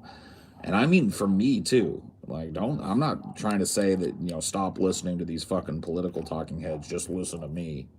Treat me with the same disregard, man. Really, the most powerful thing in the world is self-empowerment. I genuinely believe that, man. I'm not the way that I am because I found somebody out there in the world that just espoused everything that I believed and latched onto them. I'm the way that I am because I lived a fucking human life and came to these kind of, now I'm not saying I was completely unaffected by my raising and shit. Clearly, being raised in a union family had a strong effect on me. But what I'm saying is that nobody held my hand from A to B. It was on me to decide who to listen to, what parts of this to take and run with, and what parts of it to disregard. You know what I mean? I built my own ideology, and everybody needs to do that. There is such a dearth of that nowadays. It is so easy to find somebody who you perceive as politically savvy or smarter than you or more experienced than you and just start retweeting everything they say and repeating everything they say. Dude, you can't do that, man. Or like this culture war thing, it's like, oh, even if I agree with what this one person says, if they disagree with me on the whole, then their opinion's useless. Right. It's like, stop going back to the profile. It's like, look at the idea in a vacuum. Yep. I don't know, man.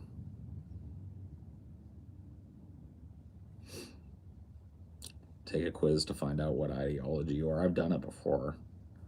I've done like 4 of them, I think. Yep. I know I've done the whole political compass quiz at least twice. And I've done like 8 values thing. Yeah, did the 8 value. I've done a number of them. It's they always come out basically the same. But that label means nothing. No, it does. Like that's the thing. That label is not completely meaningless. It can give you maybe the most broad, far-ranging overview of my political stances, but that is utterly useless. People are so complex, and personal philosophies are so complex and so differently reasoned that to claim that you know somebody because their dot on the political compass is here and not here is exactly what I'm talking about. It's this like broad categorization of people in order to set them in opposition to one another, when really, if you were to categorize them, there would be a lot more common interest. Like if you were to manually sort by common interest, there would be a lot of Democrats and Republicans sitting in the same room together.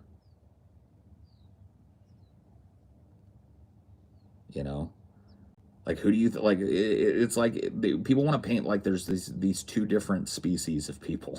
You know what I mean? And that's scary.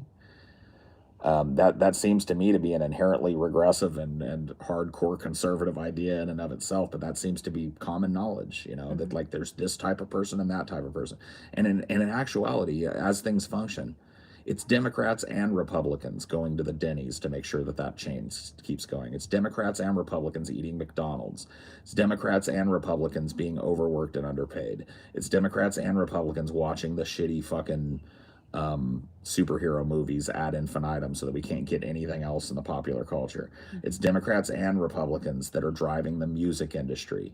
It's Democrats and Republicans that are driving the political pandering.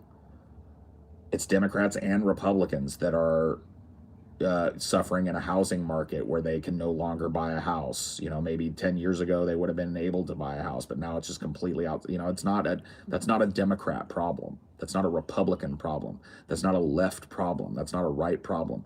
So I just gave you a quick off the top of the dome list of common interest.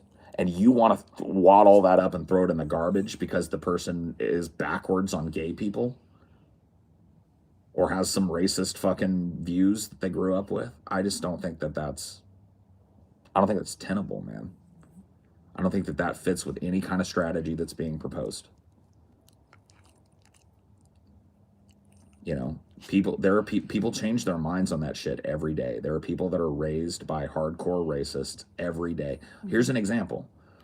There's this documentary that I really like. I actually really like the documentarian Louis Theroux, Mm-hmm. and he had this BBC show that you can find uploaded if you're lucky.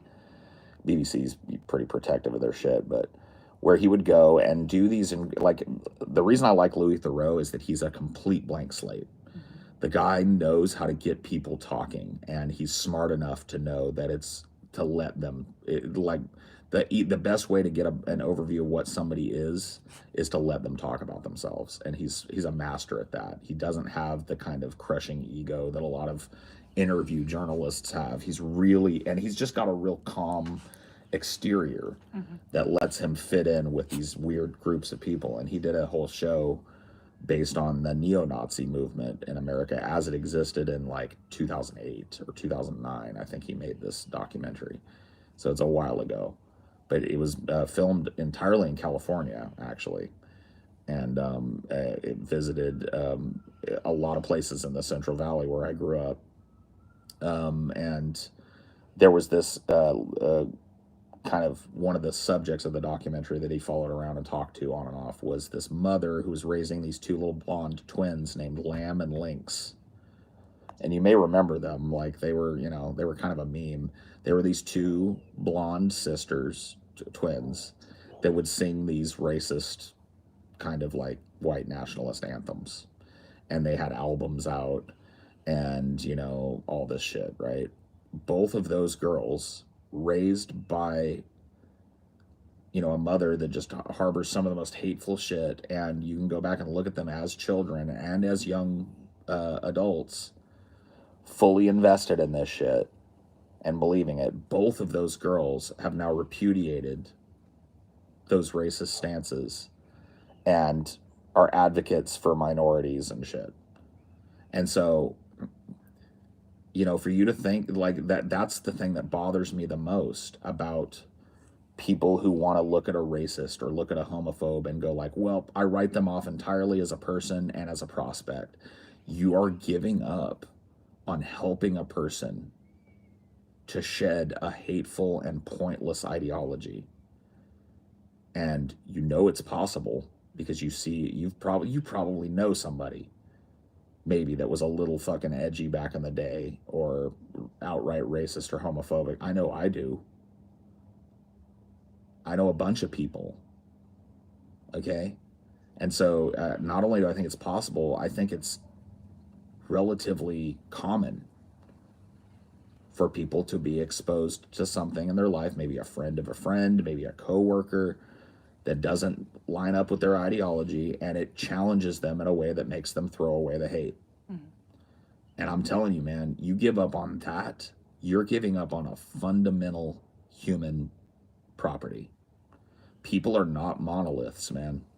Nobody is an ideological monolith. Nobody in the fucking world is incapable of profound change, and people do it all the time.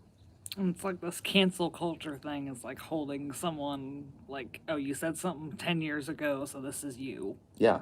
Not giving people opportunity to change, writing them off. Right. Just writing off the entire experience of a decade. Yeah. And saying you have to be the same person that was using the N-word back then, or had this fucking regressive view or this homophobic view back then. Not even giving people a chance to go like, man, I was fucking wrong. Yeah. You know what I mean? And still have an environment that's not going to dunk on them, because that's one of the outcroppings of this very thing we're talking about. This hyper polarized political climate. It removes the space by which people can even like feel comfortable changing. I think a lot of people hold on to those views and espouse them even harder than they maybe really believe, just as a way to piss off the other side. Yeah. It's like, I think with like J.K. Rowling, I don't think she was as far as she is now when she first got called out. I think she doubled down, tripled down because of the backlash. Right. Because it's easier to do that and get praise from your existing community than it is to go like, wow, that's hateful and wrong. And not be able to expect somebody to go like, I understand, man. Yeah. I used to be the same way, or I know somebody that was like, hey, come on over. We got workers things to do. You know what I mean? That should be exactly what happens, and it's just not. There's this idea that once you have made a political opinion, that's you. That not only is that your only political opinion forever, but that's you defined. And it's just like, man, that's not how human beings work, man. If a person that's profoundly racist, profoundly homophobic, can, and we see it all the time, soften their position and then eventually discard what is ultimately a hateful, self-destructive, antisocial ideology and move forward with love in their hearts for the common humanity of people. If that's possible, then why aren't we pursuing that? Why aren't we pursuing that angle instead of fanning the flames of an increasingly fucking stupid, petulant, high school level fucking discourse between the two political parties, replete with all the bullies that come along with that, the Tates and the hateful bigots and the smug, self-righteous leftists that are just all, none of them have any kind of investment in people finding common ground or creating a movement that's in some way, and here's the hippie coming out, based on love, bro. What happened, like, pardon me for becoming a flower child for 10 seconds, but indulge me. What happened to love? And I'm not talking about loving your mom or loving your dog. I'm talking about loving your common human. Because you realize that maybe you were raised different, maybe you're a different color, maybe you're a different culture, but ultimately at the end of the day, you're eating at the same trough and they're just as fucked as you, and they deserve a lift up just as much as you do. What about love, man?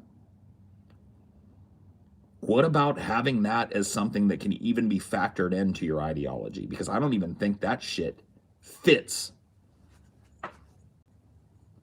Even if you don't flower power it up and make that the absolute center of your ideology, I don't even really think that especially like we're talking about the online space here, especially in that space, is there even room for that kind of talk on either side of the public political dichotomy? I don't think there is. Think about that. Common empathy is too radical to be included in either political platform these days.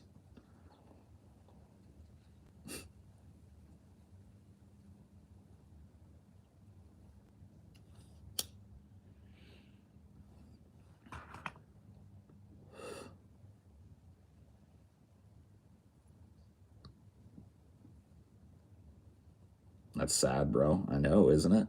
It almost makes you want to cry, doesn't it?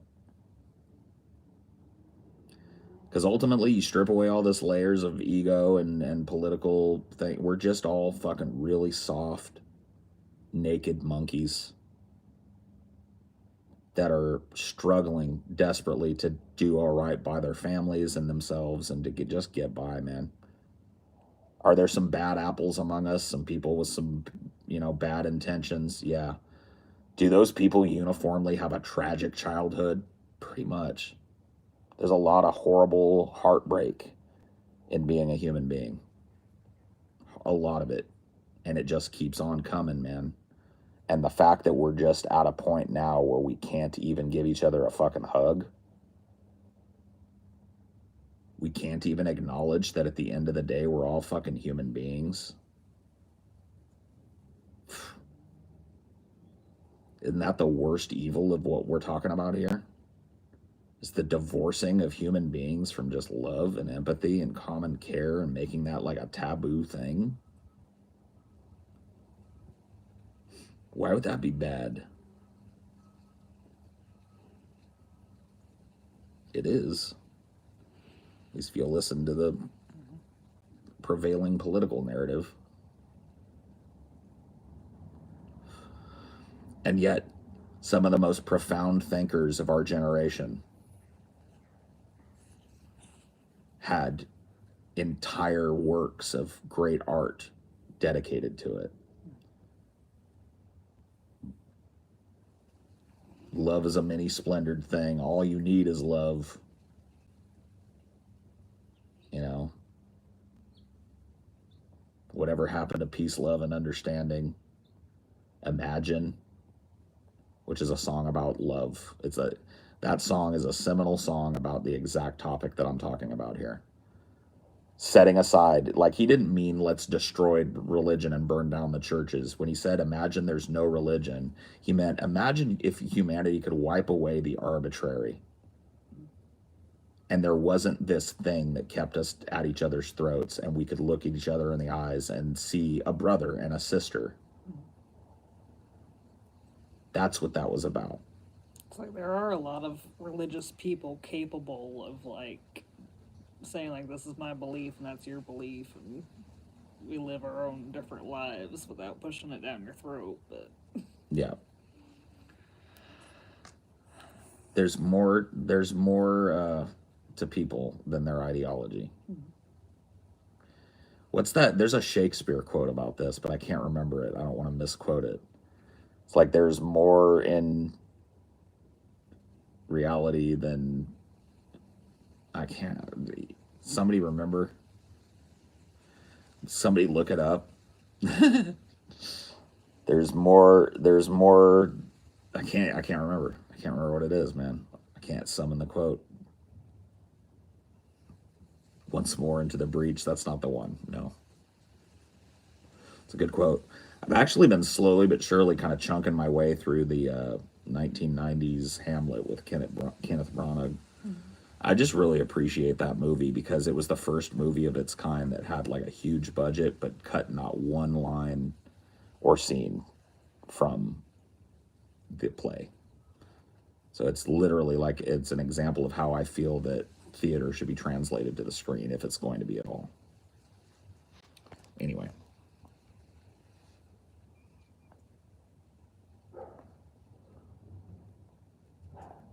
No, it's something about like there's more to life than what is expressed in your ideology. That's the sentiment that's being expressed. It's just done very poetically, as would be expected.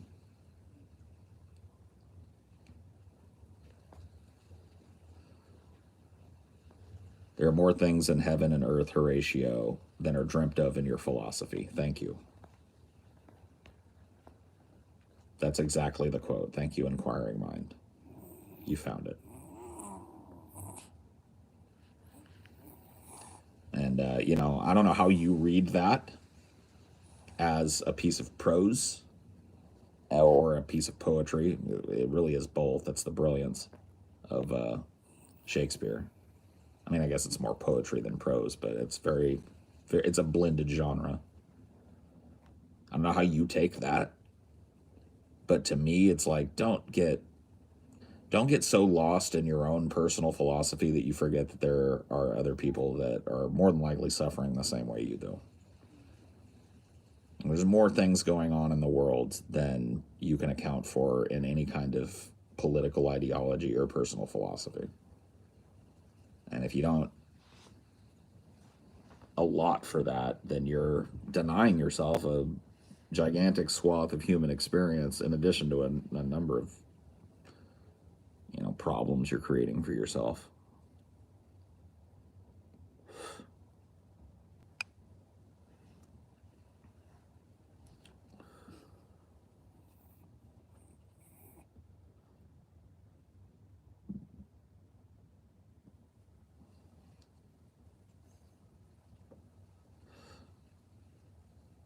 Human life is suffering for an end goal. I mean, that's one philosophical way of looking at life. That's a very Buddhist philosophy, and the idea of Zen Buddhism in some ways is to divorce yourself from that consequence, to stop struggling,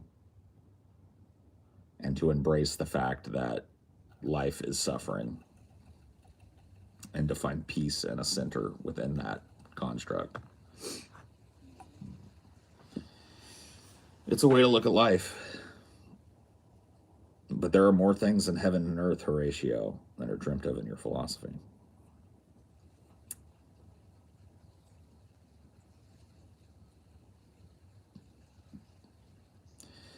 I started listening to some Zen koans a couple of months ago, and I was really enjoying them. Koan, I think it's koan or koans, are these kind of Zen Buddhist poems, not poems, like kind of like fables, Yeah. like little. Oftentimes they're like a messageless message. They're very calming because they never. The point is they have no point. And so it's about like it's a prose that's designed to stop thinking. It's a meditative exercise because the stories are engaging but utterly meaningless and pointless or self-contradictory. It kind of short circuits your brain a little bit and gets you into a position where you're no longer concerning yourself with the portent of what's being said, and it's the core of meditation. Is divorcing yourself from concern. And so I thought that those were really I'd never heard them before. I remember I listened to some of them last time I tripped.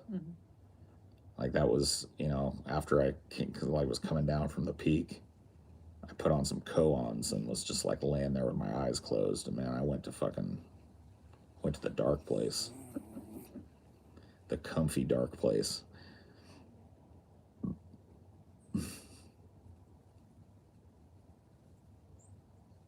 I need to do mushrooms. You don't need to. You need to do your homework. Don't take those types of substances lightly. You want to take them, go ahead, but do so in an informed manner and as safely as possible, please. They're not like things that I think anybody should deny themselves if it's an experience they want, but they are not to be taken lightly. You will have your fundamental reality challenged. You will have your personality forever changed. You got to know what you're getting into, man. Now, I happen to be the type of person that thinks that people that have these types of experience are changed, maybe not to the better, but inextricably in a way that allows them to deal with things differently. And if you don't want that, man, you don't do it. Because if you take a sufficient dose of, LSD or mushrooms or whatever, you're going to see yourself more clearly than you ever have before. And all of the stuff that allows us to function as human beings is going to be stripped off of you, and you're going to be naked in your own gaze and beyond. You're going to be made to feel so incredibly small and insignificant. And your whole attachment to the idea of you as you exist is going to fade and be shaken and be twisted. If that sounds like something that's unpleasant to you or that you don't want, then by all means don't feel the need to do it just because people say they do it.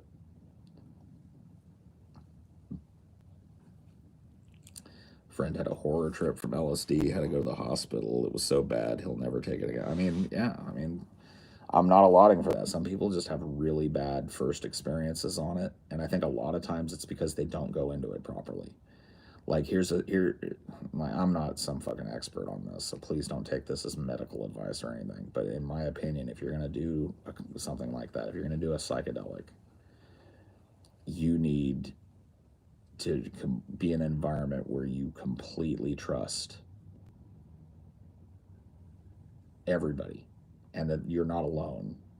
You know, that there's somebody nearby that could help you or talk to you if you need, because that's the thing, is like your sense of self, it's ego death. And the human brain is just so tied to that mode of operation that it fights like a fucking saber-toothed cat to hold on to it, even as it's slipping away. And you don't know how that's going to express in you. It's my mind that ultimately what comes out is what needs to come out. I think that they're very therapeutic, and I think that stripping away some of that ego allows people to experience emotion that they suppress. And sometimes that's incredible joy. Sometimes that's just peals of laughter, and sometimes it's just an incredible, like, abiding, deep, dark sadness. But once again, that's from my experience, you know, and my experience, your mileage may vary. You know, there's a lot of commonality if you talk to people that have experimented with psychedelics, but that doesn't allot for every person. There are people that have horrible, horrible trips, and you know, I don't blame them for never going near it again. But whether you're into it or not, it's not something to be taken lightly, because you will have your fundamental presuppositions about reality challenged.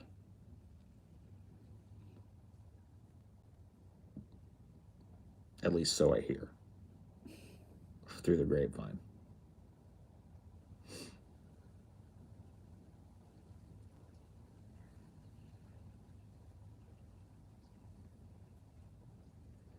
I think humanity's basest fear is fear of the unknown. And you have to decide if you want to face that part of yourself or not. Because it's like, as much as you can read about other trips, I think you don't know it until you're there. Yeah, I mean, I'm trying my best to eloquently describe the experience, but it's nothing like it. Like it's an intensely personal thing. I stand behind the things I'm saying, but does that explain the experience of it? No. Talking about it and going through it are two different things. And, you know, it can be I can understand it's I think that there are certain personality types that take to it more positively than others. And I think I'm one of those personality types. I'm a guy that is, you know, a lot of times I'm my own worst enemy. I'm at war with myself all day. And being able to let go of that battle and experience something transcendent is incredibly therapeutic, no matter what comes out. You know, I stand behind it. I've never had a bad trip. I've had trips that are of varying intensity, and you know, trips that were emotionally different. But I never came out of a trip and went on the next day and was like, man, I wish I hadn't done that. And to me, that's the marker of a bad trip, you know. But I've also been very smart. I've been, you know, most of the times that I've experimented with this, maybe sans the time or two that I tried messing around with it in high school, have been done with a very informed consent, you know. I know what I'm taking, I know who I got it from, I know what to expect from it, you know, that sort of thing. That's the caution that I advise, anyway.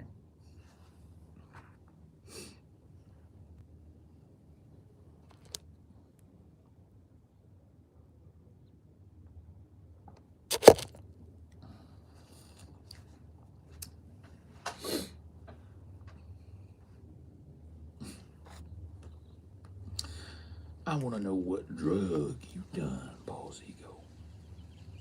You know what I want to know? I'll tell you. I'll tell you what I want to know, pause ego. What drug you done? Hmm?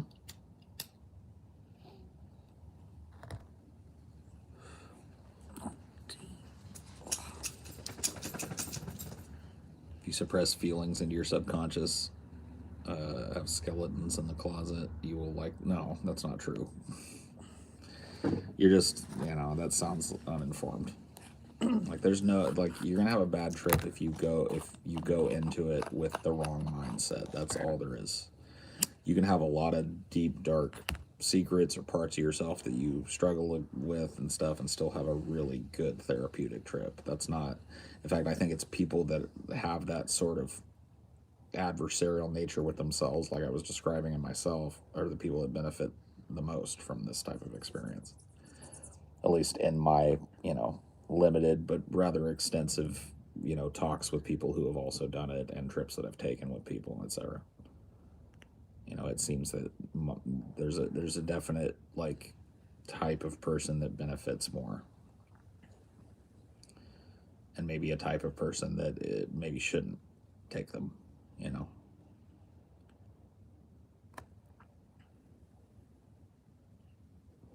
Yeah, it's not something that you like push on anyone. It's like I haven't done any of the things you've done for the most part, except weed. Oh, I never push. I don't even push that. Yeah. Like I don't push any drug or alcohol or anything on anybody. I went through enough of that as a kid. There was a real environment of you're a pussy if you don't do X, try this, drink that, and I just never, it's just not a. I don't want to be responsible for you making a decision that's contrary to what you want and having a bad experience on a drug. So, like, I'm always a dude that'll be honest about it, and I'm happy to, I've presided over many a first time weed smoking, and I'm happy to do that if that's what the person wants. But I always give my, I'm big on the caveats, big on the, you don't have to do this, and you don't like it, it's okay, and it passes. And if you really just don't want to try it, there's no pressure. It's not for everybody. It's almost like sex. It's like it means things to different people. It affects people in different ways. True. You don't know it until you try it, but yep. And you've really got to figure out your own way of doing it too. Yep. Like you got to figure out what suits you best.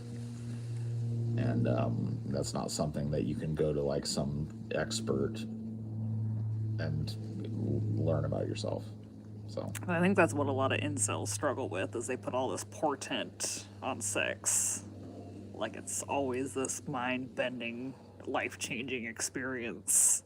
yeah, I mean, I don't know. I haven't really talked to enough people that I would really classify as incels to know. I mean, I think that you're right that sentiment is probably held by them or some of them, but I don't know how widespread it is, because I feel like when I think about incels, I think it's like just a porn knowledge of sexual interaction between people, and the expectation that that's how it goes down, when porn couldn't be anything further from real sex.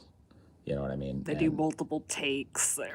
There's angles that are all uncomfortable that are common in it, and all just, it's just not like, if you talk to porn stars, most of them will tell you that having sex in a porn movie or whatever is an inherently not, like, it's not a sexy thing usually. It's a thing that both people are usually kind of like, let's get this over, like, tired, my back hurts, can we get this over with, and having your entire group of expectations based on the fact that, and I don't mean to, like, this is one of those things where I think I have common ground with some conservatives, maybe not for the same reason. I do think that the wide availability of ever more explicit and diversified pornography has a net negative effect on the development of young people. And I say that both from observation and from personal experience, as one of the first generations of kids that had access to that kind of unfettered, and I'm even like the stuff that you have today would dwarfs what I was able to get at. But, there was pornography was way more available to me than it was my dad, and way more available to him than it was his dad. You know what I mean? And while there's been some positive social advancements in that time, I don't think that porn is one of them. I don't have a problem with people doing it as a job. I don't have a problem with people producing it. I don't have a problem with people consuming it. I have a problem with kids who aren't even of the age where they could, they should even be concerning themselves with that or being exposed to it in that way first. So by the time that they actually do it, their brain is filled with nothing but a bunch of porn expectation. You know what I mean? That cannot be good. Yeah, people forget, like, you can think something is bad without wanting to ban it. Yeah. No, I don't think that, yeah, like I said, like, I think it's up to the parents. I think that that's a real failure of the American home because there is nothing stopping you from having complete and utter control of every device that your child is on and owns. There were parents at schools who demanded a readout of the like an activity monitor readout of the computer that their kid was sitting on because they wanted to make sure their kid wasn't trying to go to this, that, or the other thing. And I would provide that. Precious few times in my career was that ever a thing, but there were parents that were savvy enough to know, like, I can see what this kid is looking at school. I can see what he's looking at on his personal device, and I can control what he or she can see. Like, that's totally possible, and it doesn't create. You don't have to be some kind of tech genius to do it either. The tools have only gotten more accessible and easier to set up. It's just that most parents are too lazy or aloof to take the time to do it. And their kids, subsequently, at younger and younger, like frighteningly young ages now, Have phones. got phones, and they're looking at shit that would make, Satan himself blush. You know what I mean? And I'm not, whatever. I'm not trying to cast a moral judgment on that. It is what it is. But, like, It's you got to imagine, to a developing mind, that's got to have a profound effect. And I don't think it's a positive one. I don't think a lot of positive, like, life goals are emulated in pornography.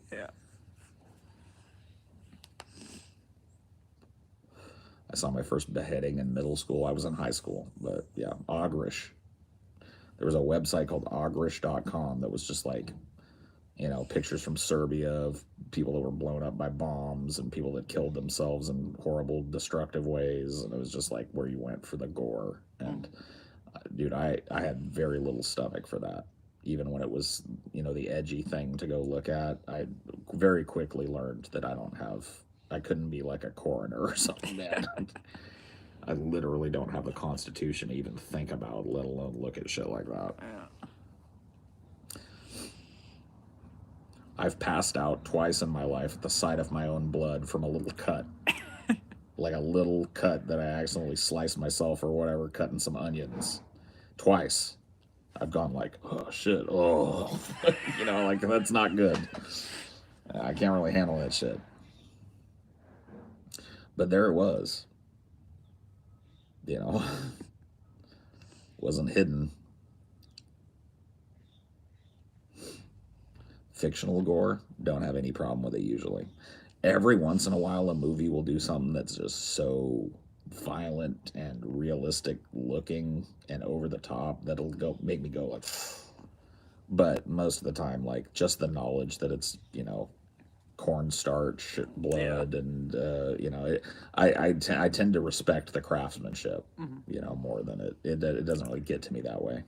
I feel like the more over the top it is, you deal with it better than if it's more in between. Like, if someone's being sliced in half, that's easier for you to deal with than the more realistic it is, and the more intimate and personal it is, the harder it is for me to deal with. But there's very few, like, things that I just have to turn off or whatever. But it does happen. Like, Peaky Blinders was a show like that.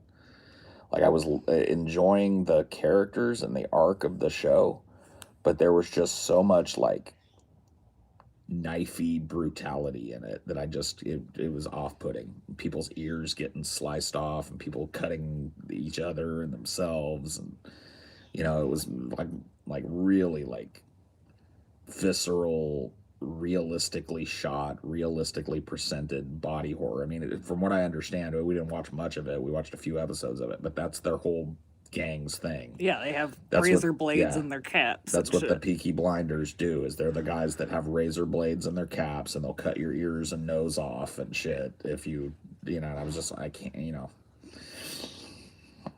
gives me the heebs. Gives me the heebie-jeebies, man. I just, you know, I don't handle that kind of shit. But like, yeah, a movie like Hostel, like I remember when that came out, everybody was like, "Oh my god, it's so brutal," and I watched it. And it is, it's like gory and body horror, but it's just so movie-like, you know. It's just so staged, and you know, it's like Saw is the same way. You know, there's some cool effects in it or whatever, but you know, it's pretty rare for a property or a movie to, you know, trigger any like violent aversion in me. Or like Hellraiser. There's a lot of fucked up things that happen in that, but they're over the I top. mean, it's so over the top, you know. Yeah. It's demons hammering nails into people's heads and people's getting their skin pulled off by hooks, and you know, like, it's just a bunch of Yeah. super over the top, obviously staged, really competently staged in a lot of the movies, gore crap. And, you know, I can always see that. My suspension of disbelief doesn't go far enough for me to react to that like it's real.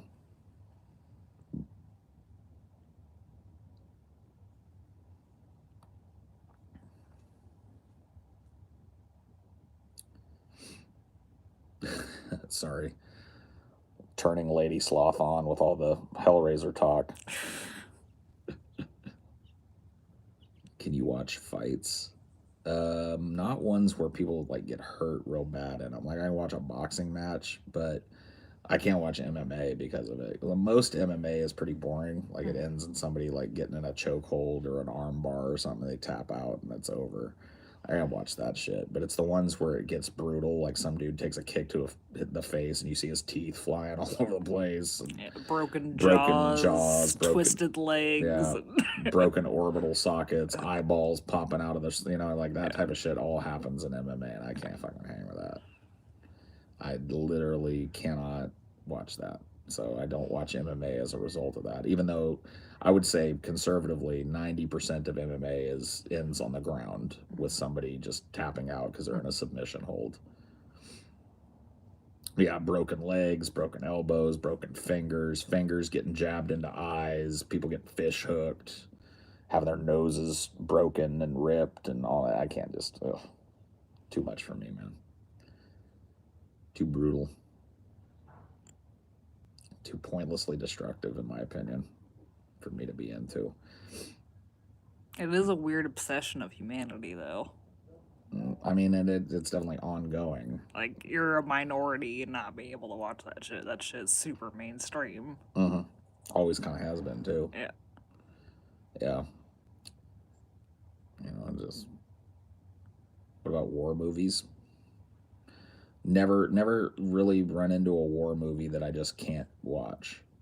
You know, most of them are presented with a lot of gore. I don't really see a whole lot of difference when it comes to gore between like a really hard R war movie and like a Hellraiser movie or something. You're gonna see legs being blown off. You're gonna see people shot in the head. You're gonna see people's faces get blown up, and you're gonna see bodies fly apart. And you know, like it's all very stagey, in my opinion. It doesn't, you know, it's very easy for me because I'm looking at celebrity. You know, like look, I'm capable of suspending disbelief, but only so far.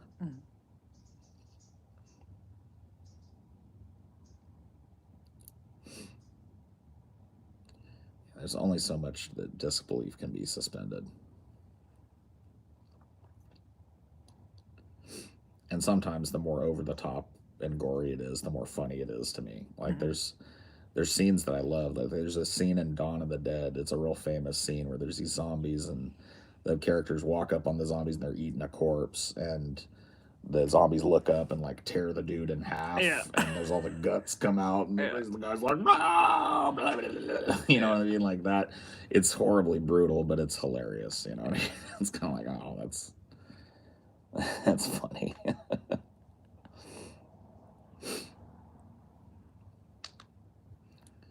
Dude, unironically, Night of the Living Dead has some of my favorite gore ever. It's some of the grossest gore, I think. Yeah. 'Cause he literally went down to the like butcher shop Yeah.